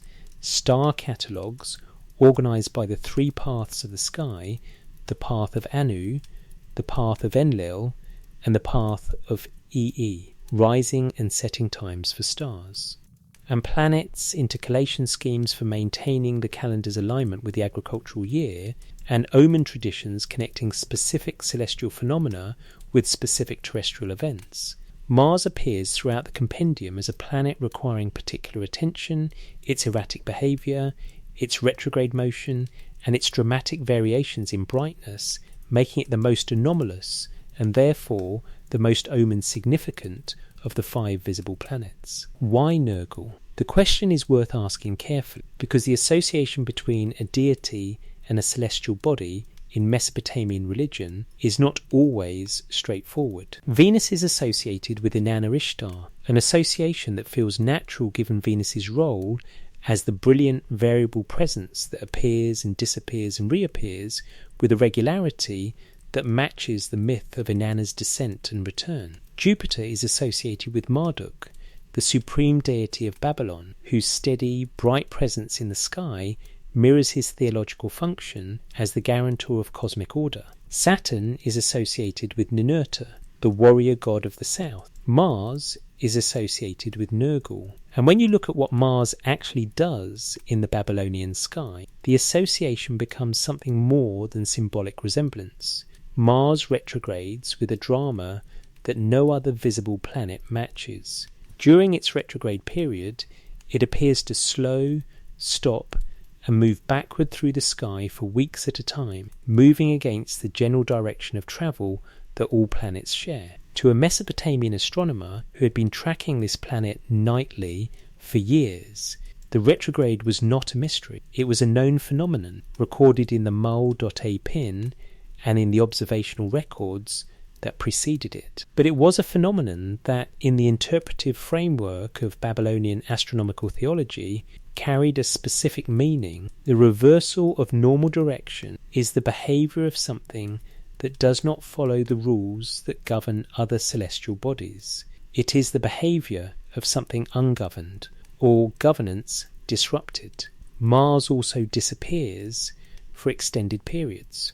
During conjunction with the Sun, it becomes invisible for months at a time, a period the Babylonian astronomical texts referred to as the planet's death, its descent below the horizon, its time in the realm below. And then it reappears, rising helically in the east, brighter than it had been before its disappearance, its characteristic reddish light now unmistakable in the morning sky. In the theological vocabulary of a civilization that had mapped the descent and return of divine figures onto multiple celestial phenomena, this cycle was not merely astronomical. It was the red star going down and coming back, the Lord of inflicted death making his regular visits to the world below and returning to the world above. The omen literature built on these observations with the systematic precision that characterized all Babylonian scholarship.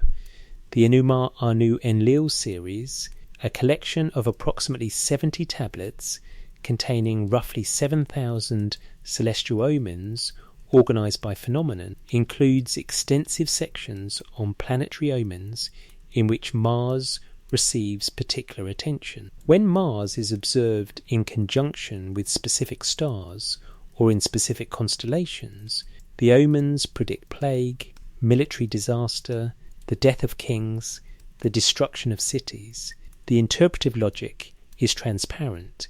If Nergal is visible in the constellation of the Great Twins, the dual nature of the appearance intensifies the omen's significance.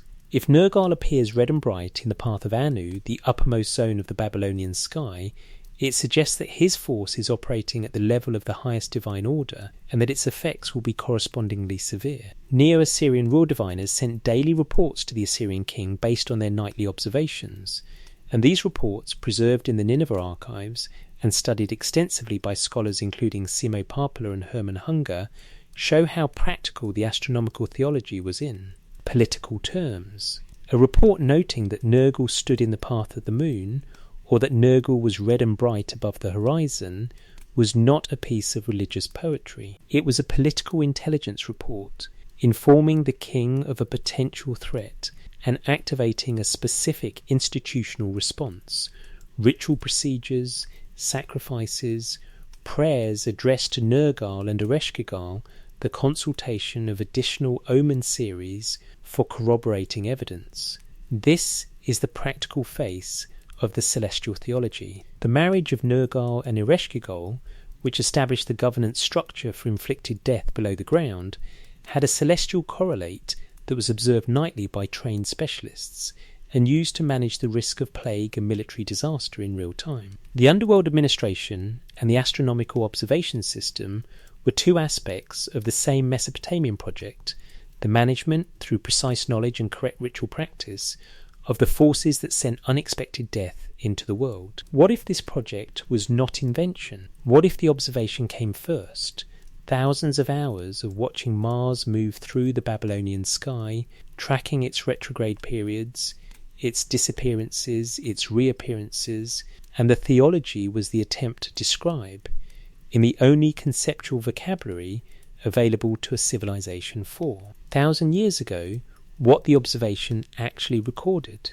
The pattern of a celestial body that behaves unlike the others, that disappears and returns, that moves backward against the flow of the sky's traffic, that blazes red at certain points in its cycle. What kind of figure would a Mesopotamian astronomer reach for to describe that pattern in terms that could be taught, recorded, and acted upon?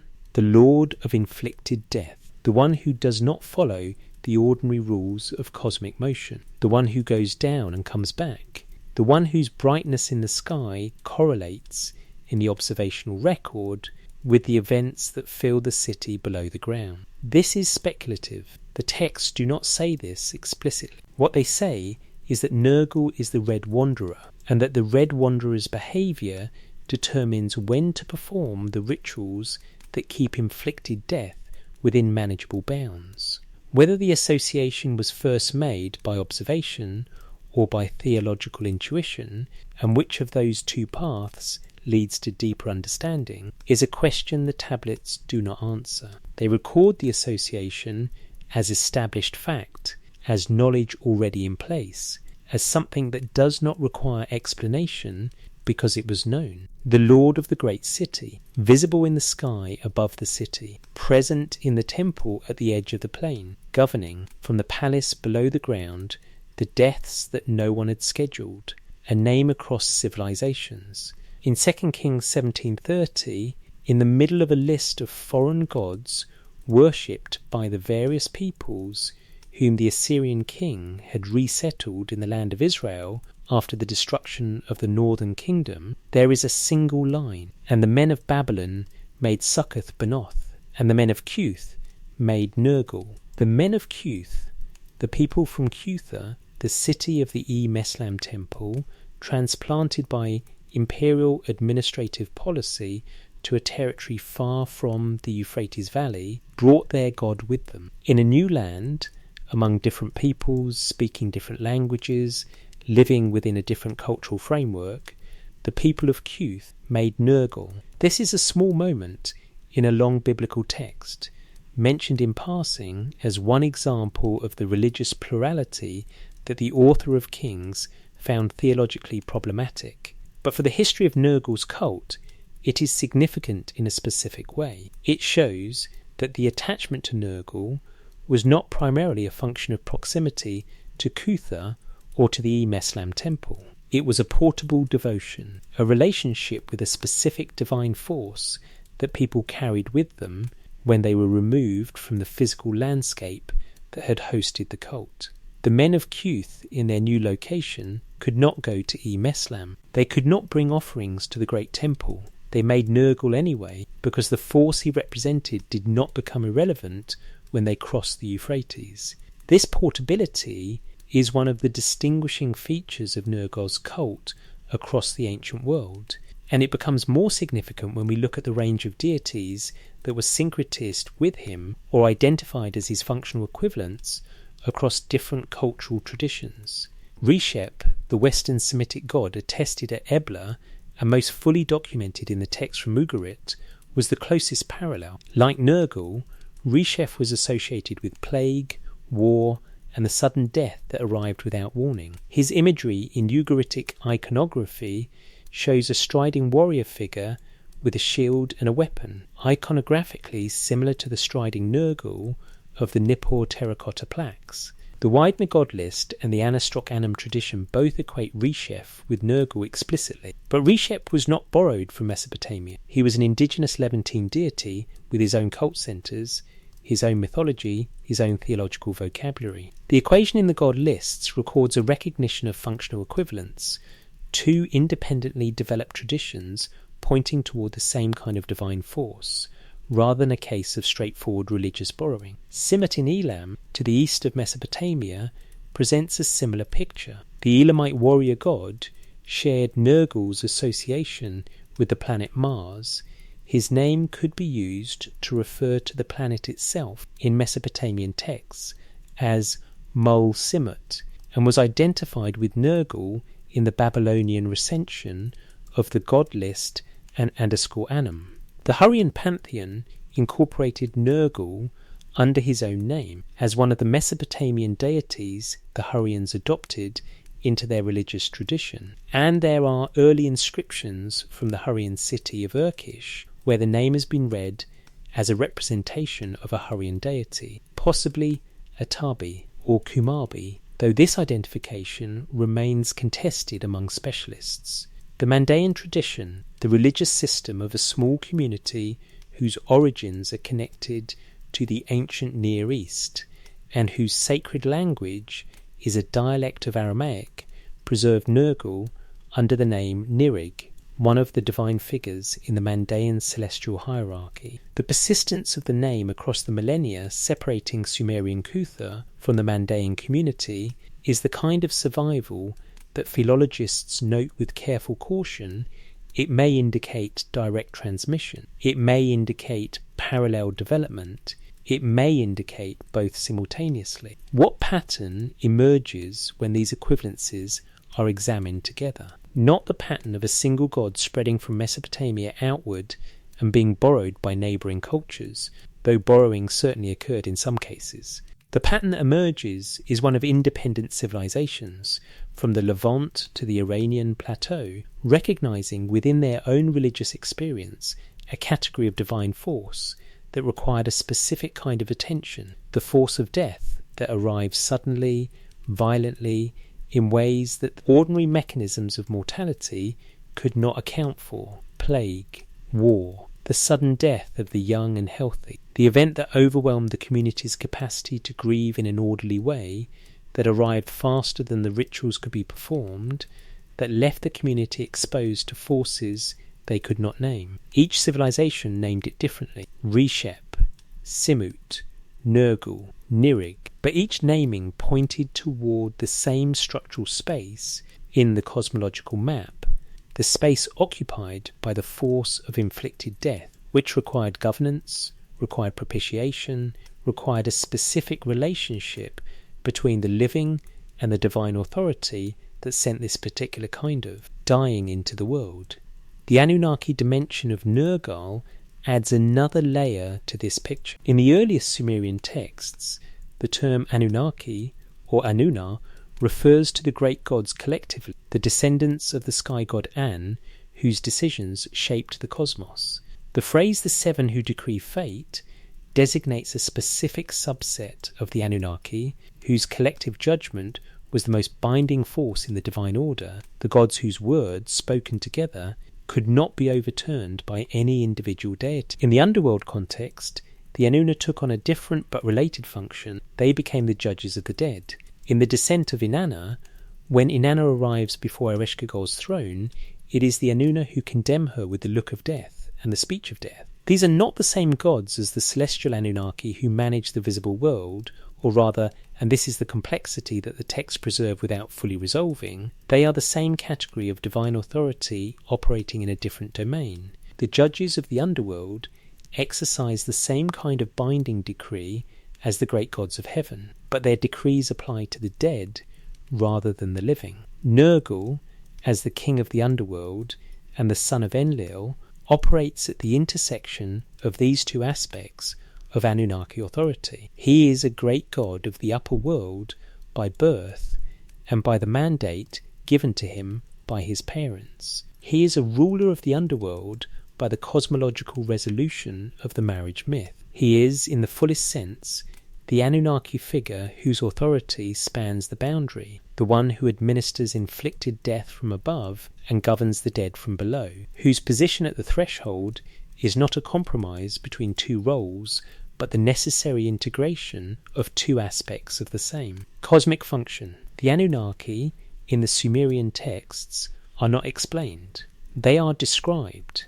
Their functions are documented, their relationships recorded, their names listed in the god lists and the hymns and the administrative records of the temples that serve them. The question of what they are, what category of being they represent in the Sumerian understanding of the cosmos, is a question the texts address obliquely at best, through the accumulation of functional descriptions rather than through explicit theological declaration. What the texts say is that the Anunnaki decree fates, that their decrees are binding, that they operate in both the celestial and the underworld registers. That among them, Nergal holds a unique position, the only one whose authority spans both registers fully, whose birth places him among the celestial gods, and whose marriage places him among the rulers of the dead. What that implies about the nature of his authority and about the nature of the cosmological system the Sumerians were describing when they recorded all of this in such careful, specific, repeated detail is a question we have not yet fully asked. We will ask it. But first, we need to look at how ordinary people in ordinary Mesopotamian cities actually engaged with this authority on a daily and monthly and annual basis, because the mythology and the astronomy are only part of the record.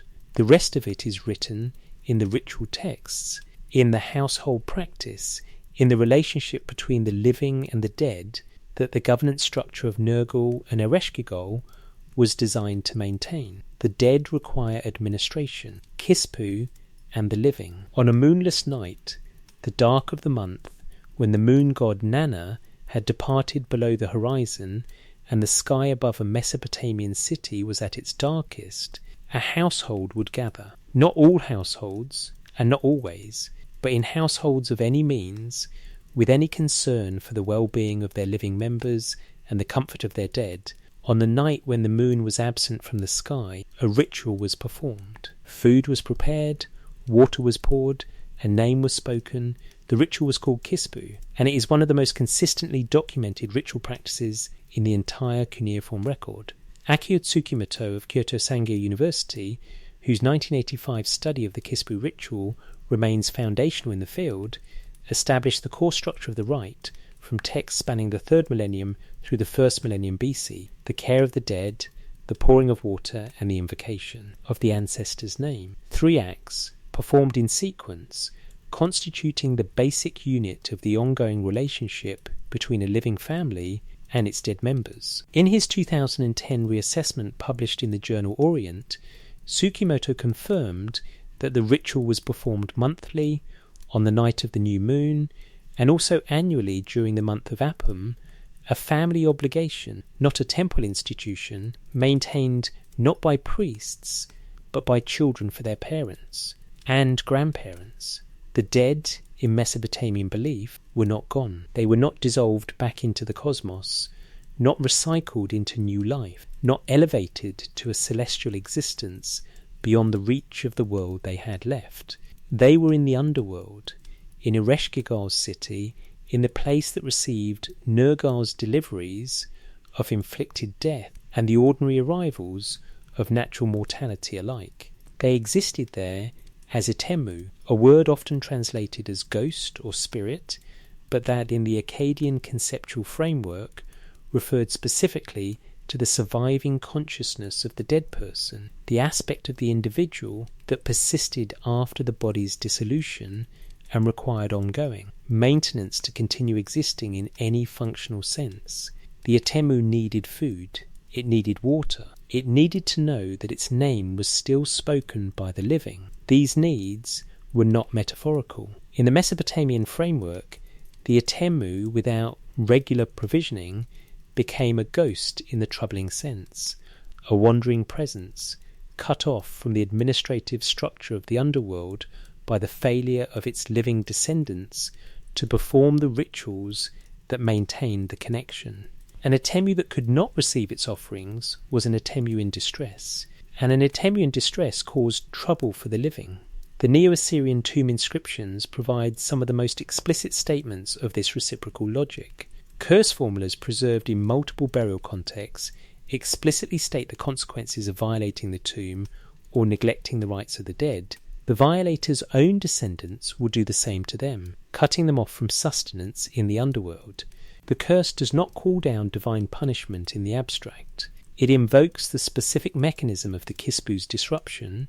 Your failure to maintain your ancestors' Kispu will be replicated by your own descendants' failure to maintain yours, and you will wander in the underworld without water and without food.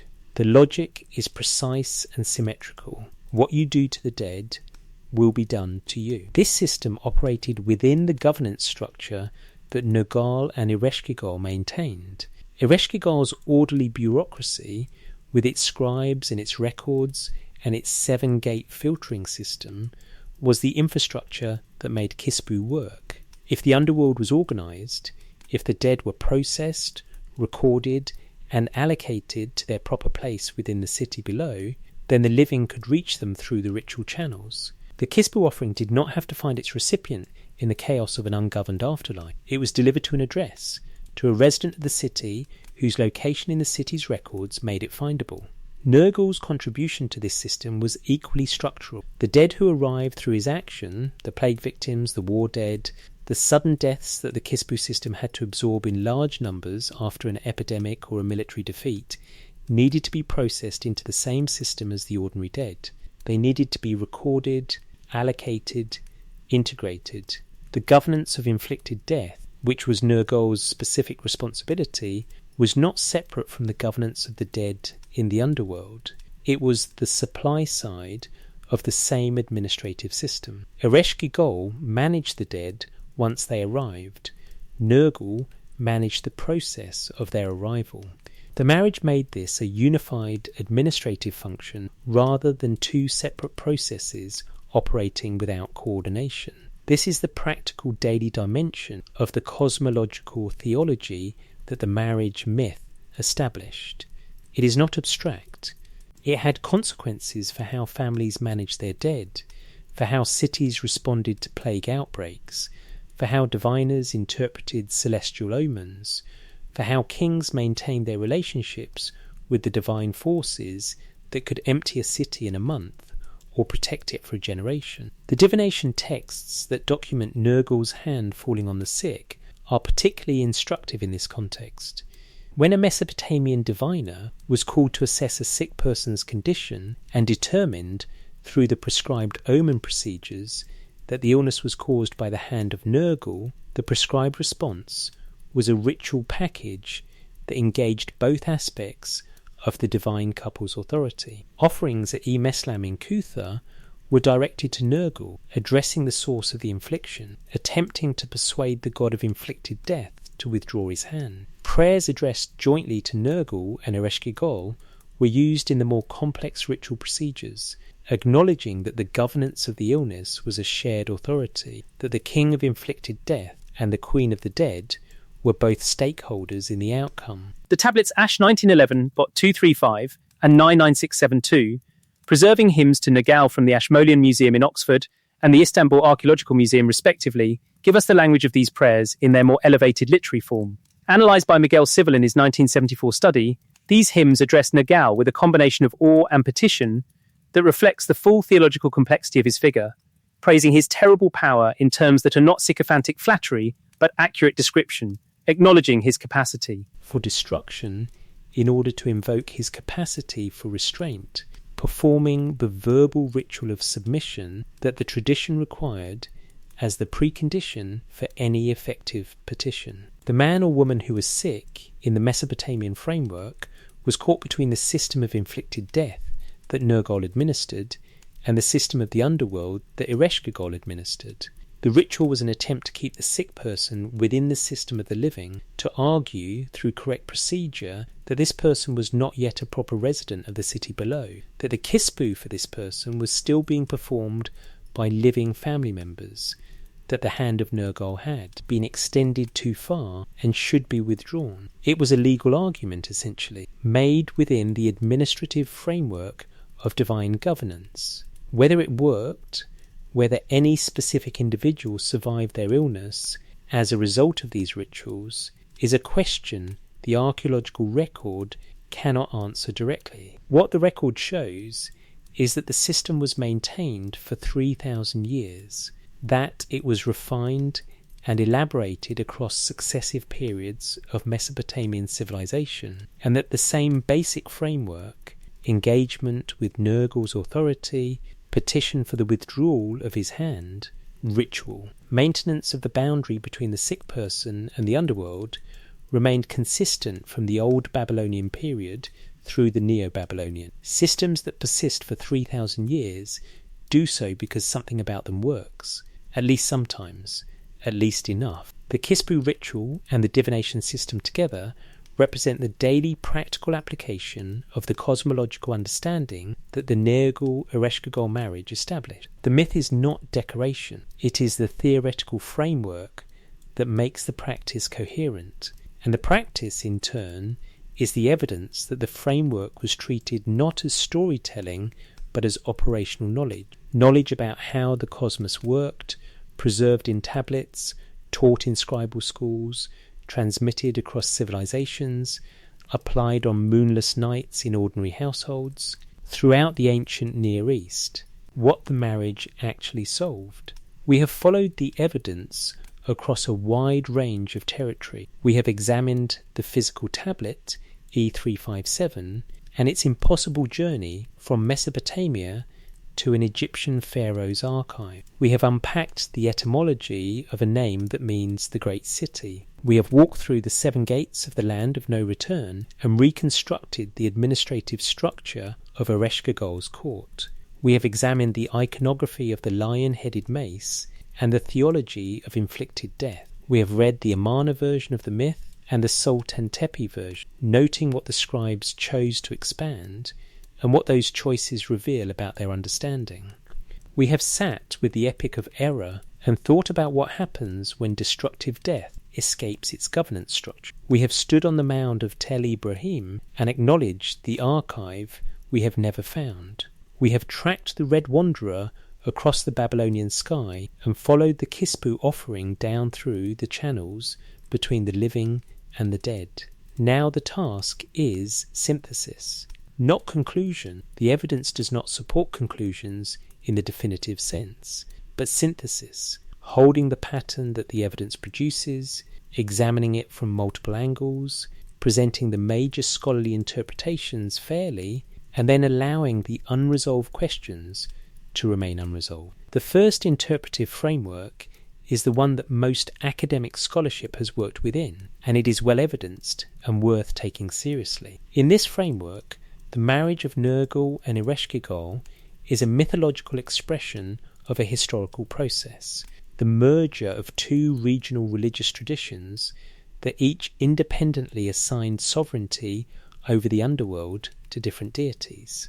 Ereshkigal's tradition was the older southern Mesopotamian cult, centered on the idea of an underworld goddess who had always ruled the dead. Nergal's tradition was the northern cult, centered on Cutha, where a god of war and plague had been worshipped from the early dynastic period as a deity associated with the dead, but not identical to the ruler of the underworld. When Mesopotamian civilization expanded its administrative integration, particularly in the Year 3 period and the Old Babylonian period, these 2 traditions needed to be reconciled within a single theological framework. The marriage myth was composed to accomplish this reconciliation, producing a narrative that explained how 2 different regional understandings of who governed the dead were in fact 2 aspects of the same truth. Stephanie Dalley's 2000 commentary articulates this reading clearly. Oliver Gurney's 1960 analysis of the Sultan Tepe version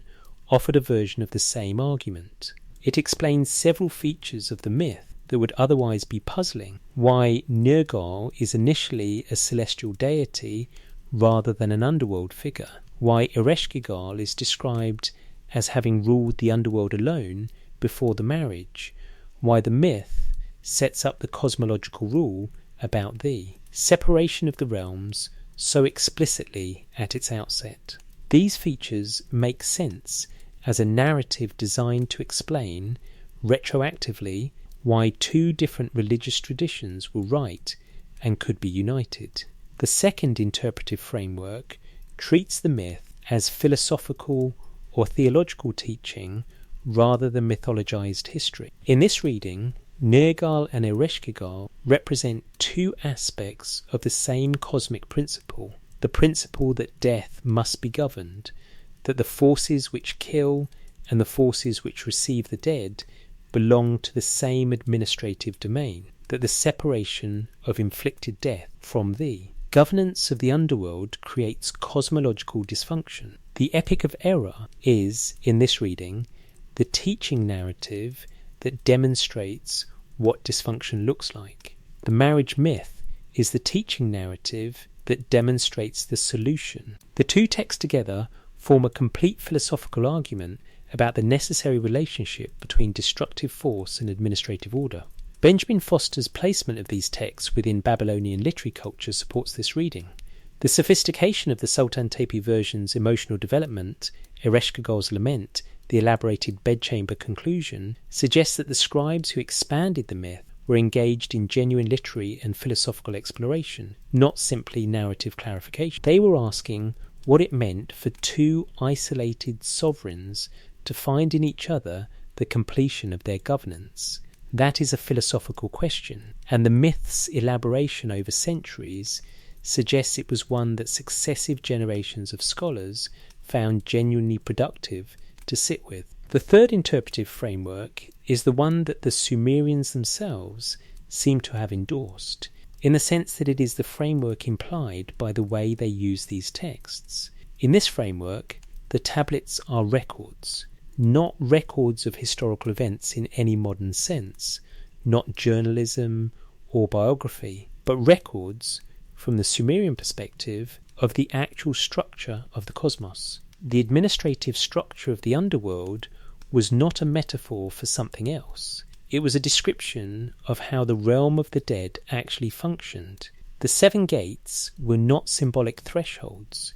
They were the actual mechanism by which the dead were processed into the underworld's administrative system. Nergal and Ereshkigal were not narrative figures whose story taught lessons. They were the actual co-rulers of the domain that every living being would eventually enter. This framework is the one that generated the Kispu ritual, the divination system, the apotropaic use of the Erra epic, the offerings at Emeslam. If these practices were based on metaphor, if the scribes and diviners and ordinary families performing the moonless night rituals understood themselves to be engaging symbolically with concepts rather than actually with divine forces, then the precision and persistence of the practices is very difficult to explain. 3,000 years of precisely calibrated ritual engagement is not the behaviour of a tradition that regards its own foundational texts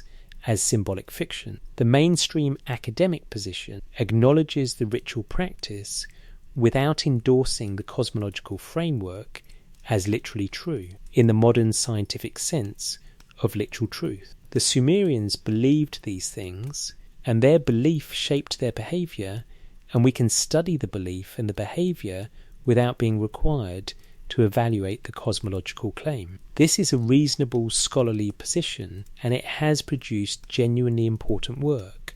But there is an overlooked detail in this framework that the evidence presses on. The precision of the Mesopotamian astronomical observations, the Mars-Nergal association, derived from decades of careful naked eye observation, calibrated against ground-level events and refined over centuries, is not the precision of a purely symbolic system. The Omen literature was not written by people who saw the sky as a metaphor. It was written by people who tracked the sky systematically, who recognized patterns, who refined their interpretive system based on outcomes, and who treated the correspondence between celestial behavior and terrestrial events as empirical knowledge rather than poetic invention. If the astronomical dimension of Nergal's theology was based on observation, what does that suggest about the other dimensions?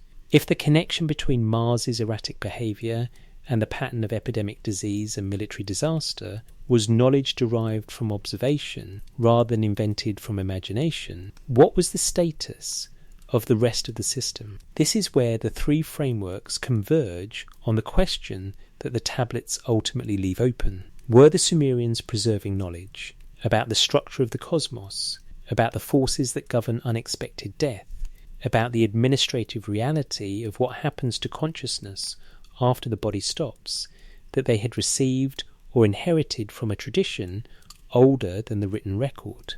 Or were they inventing a coherent and functionally effective system for managing the human experience of death's unpredictability, a system so well designed that it served its purpose for 3,000 years without requiring fundamental revision? The tablets do not choose between these possibilities, and perhaps that is the most honest thing about them. If the tablets are records, the phrase appears in the earliest stratum of the cuneiform literature, pressed into clay by scribes working in the cities of the Sumerian heartland before the invention of the alphabet, before the Greek philosophers, before any of the systems of knowledge that we currently call primary, kur-nu-gi-a, the land of no return. It is a factual statement, not decorated, not surrounded by the kind of elaboration that mythological language tends to accumulate, just a term for a place, the place you go and don't come back from. And around that term, over 3,000 years of careful scribal attention, the Sumerians built a description of that place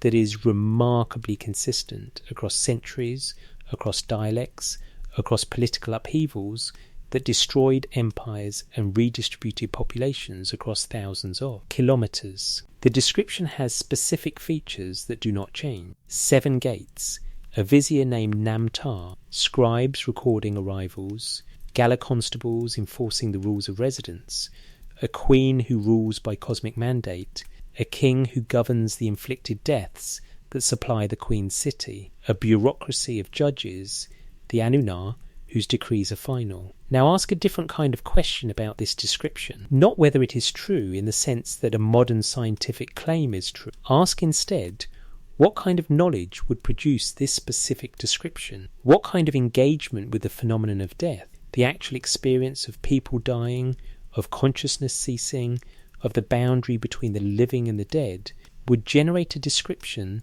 this consistent, this structurally coherent, this administratively specific? One answer is that it is purely constructed, that human beings, confronted with the terror of death's finality, built an elaborate cognitive system that mimicked the structures they knew, the city, the bureaucracy, the court, the administrative hierarchy, as a way of making death feel manageable. The land of no return is terrifying.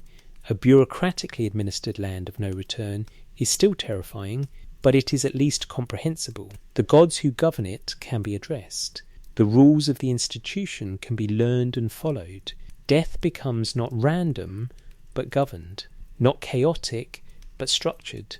Not the end of meaning, but the entry into a different, more permanent administrative domain. This reading is psychologically sophisticated and has genuine explanatory power. Human civilizations universally produce systems for managing the cognitive and emotional reality of mortality. The Mesopotamian system is unusually elaborate, unusually consistent, and unusually focused on governance and administration rather than on reward and punishment, which distinguishes it from most other ancient near-death cosmologies and makes it feel less like wish fulfillment and more like description. A second answer, the one that the Sumerian scribes themselves appear to have held, is that the description is a record, that the 7 gates, the Anunnaki judges, the gala constables, the administrative structure of the underworld are descriptions of an actual system, a system that the earliest Sumerian civilization understood because they had access to knowledge about it through mechanisms that the texts hint at, but do not fully explain. The Anunnaki, who decreed the fates of the dead, were not invented by the scribes who wrote them down. They were recorded by the scribes who already knew about them from a tradition of knowledge that preceded the writing. This is the philosophical framework that the title of this investigation implies. If the tablets reveal Nergal, not invent him, not construct him, but reveal him, then what does it mean to take that framing seriously as an investigative posture? It means treating the Sumerian texts as primary sources for a tradition of knowledge, and asking what that tradition of knowledge was and where it came from, before deciding that we already know the answer. The Anunnaki in the oldest Sumerian texts are described with a specific vocabulary of administration, gods who convene, who deliberate, who reach binding decisions, who assign responsibilities, who maintain the structure of the cosmos through the organised exercise of their collective authority. They are not forces of nature in the sense that the wind is a force of nature. They are administrators. They have roles. They have jurisdictions. They have a hierarchy. They have meetings. Nergal's position within this hierarchy is, as we have established, uniquely complex. He is a great god of the upper world by birth and mandate. He is a ruler of the underworld by marriage and cosmological necessity. He is the Anunnaki figure whose authority spans both realms, whose function is precisely the management of the boundary between them, the boundary that the Kispu ritual maintained from the living side, the boundary that Ereshkigal maintained from the dead side, the boundary that Nergal maintained from the position of the thing that crossed it, the inflicted death that moved from the world above to the world below. That required governance in both directions simultaneously. What if this description, not as mythology, not as constructed cosmology, but as record, was the Sumerians' way of saying something about the structure of existence that they understood and that we have forgotten how to hear, not in the literal vocabulary of modern physics, which they did not have, not in the language of modern theology, which did not yet exist. In the language they did have, the language of governance, of administration, of bureaucratic structure, of the careful assignment of responsibilities within a system that required every element to perform its function correctly in order for the whole to remain stable. The land of no return has a governor. His name means the great city. His symbol is a lion-headed mace. His planet blazes red in the Babylonian sky. His marriage to the Queen of the Dead was recorded in 40 lines of Akkadian on a palm-sized piece of clay that travelled from Mesopotamia to Egypt, from Egypt to a museum in London, from a museum in London to the ears of people in places the Sumerians never imagined. The question of what that journey means, what it means that this knowledge travelled this far and survived this long, is one the tablets do not answer. They record. The interpretation remains with the one who reads, the city that never empties. There is a morning in central Iraq when the light comes up flat and horizontal across the alluvial plain, touching the irrigation canals and the date palm groves and the low irregular shapes of the unexcavated mounds that rise from the landscape without explanation too. Anyone who does not know to look for them. Tell Ibrahim is there in that light, low against the horizon, pale brown, no more dramatic from a distance than a slightly elevated field. A road passes near it. Farmers work the land around it. The city that was built here, the city that housed the greatest temple of the Lord of inflicted death, has been compressed into the earth over 3,000 years of abandonment and accumulated sediment, and what remains above the surface is barely enough to tell a story. We began this investigation in a museum vault in London with a palm-sized piece of clay. We end in the open air, at the site where the god whose story that clay preserves was worshipped for 2 millennia. There is something worth sitting with in that juxtaposition. E357, the Amarna tablet, the Nergal and Ereshkigal myth in its short form, exists in a controlled environment, catalogued, photographed, studied by scholars who can cross-reference it against every other piece of cuneiform in the museum's collection. It is the preserved fragment, the recoverable evidence, the 40 lines that crossed deserts and centuries and ended up in a glass case.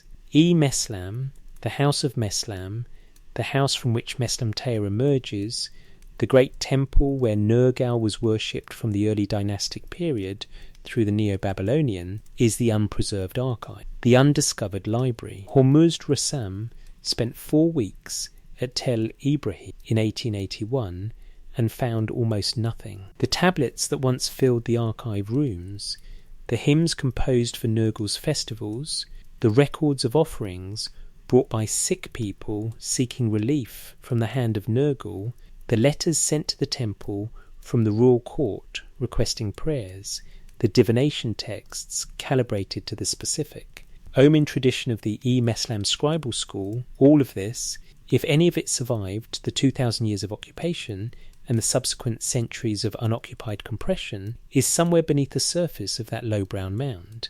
It may be there, it may not be. The cuneiform record is full of libraries we know existed and have never found, of archives mentioned in texts that have never been excavated, of knowledge encoded in tablets that the ground has not yet returned.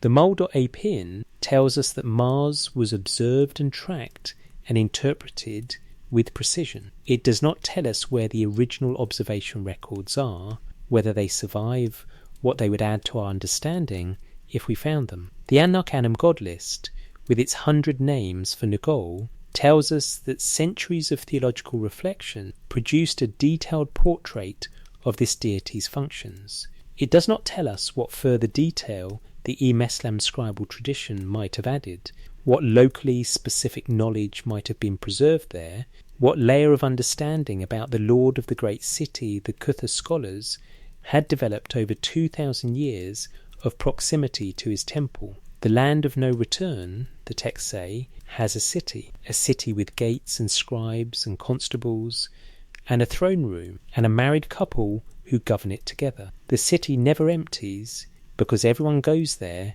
and no one comes back. The greatest city, the city whose lord carries the weight of inflicted death in both hands, and whose queen carries the weight of everything that follows. And the city at the surface, the city of Cutha, that stood above that underground administration for 3,000 years, sending its worshippers through the rituals that maintain the boundary between the living and the dead, that city is also silent now, also undiscovered in the part that matters most, also waiting. There is something in the waiting that feels appropriate. The investigations of this kind, the slow readings of ancient tablets, the careful reconstructions of cosmologies that operated in a world we can only partially recover, are themselves acts of transmission. The scribes who copied the Nergal and Ereshkigal myth from one tablet to another, in Egypt and in Turkey and in Babylonia, were doing what we are doing now, moving knowledge across the boundary of time, keeping alive the record of what someone once understood about forces that do not change, because the civilizations that named them have changed. Nergal is still Mars. The red wanderer still moves against the flow of the sky's traffic. The boundary between the living and the dead still requires maintenance. The unexpected death still arrives without scheduling, without explanation, without the courtesy of preparation. The question of what governs it is still the question that the Sumerian scribes were asking when they pressed the first wedge-shaped marks into wet clay and recorded the name of the lord of the great city. You have heard the evidence. The tablets are real. The catalogue numbers are real. The excavation sites, the museum vaults, the scholars who spent their careers reading and arguing about these texts, all of it is real, checkable, available in the libraries and archives that have preserved this conversation across 2 centuries of modern scholarship.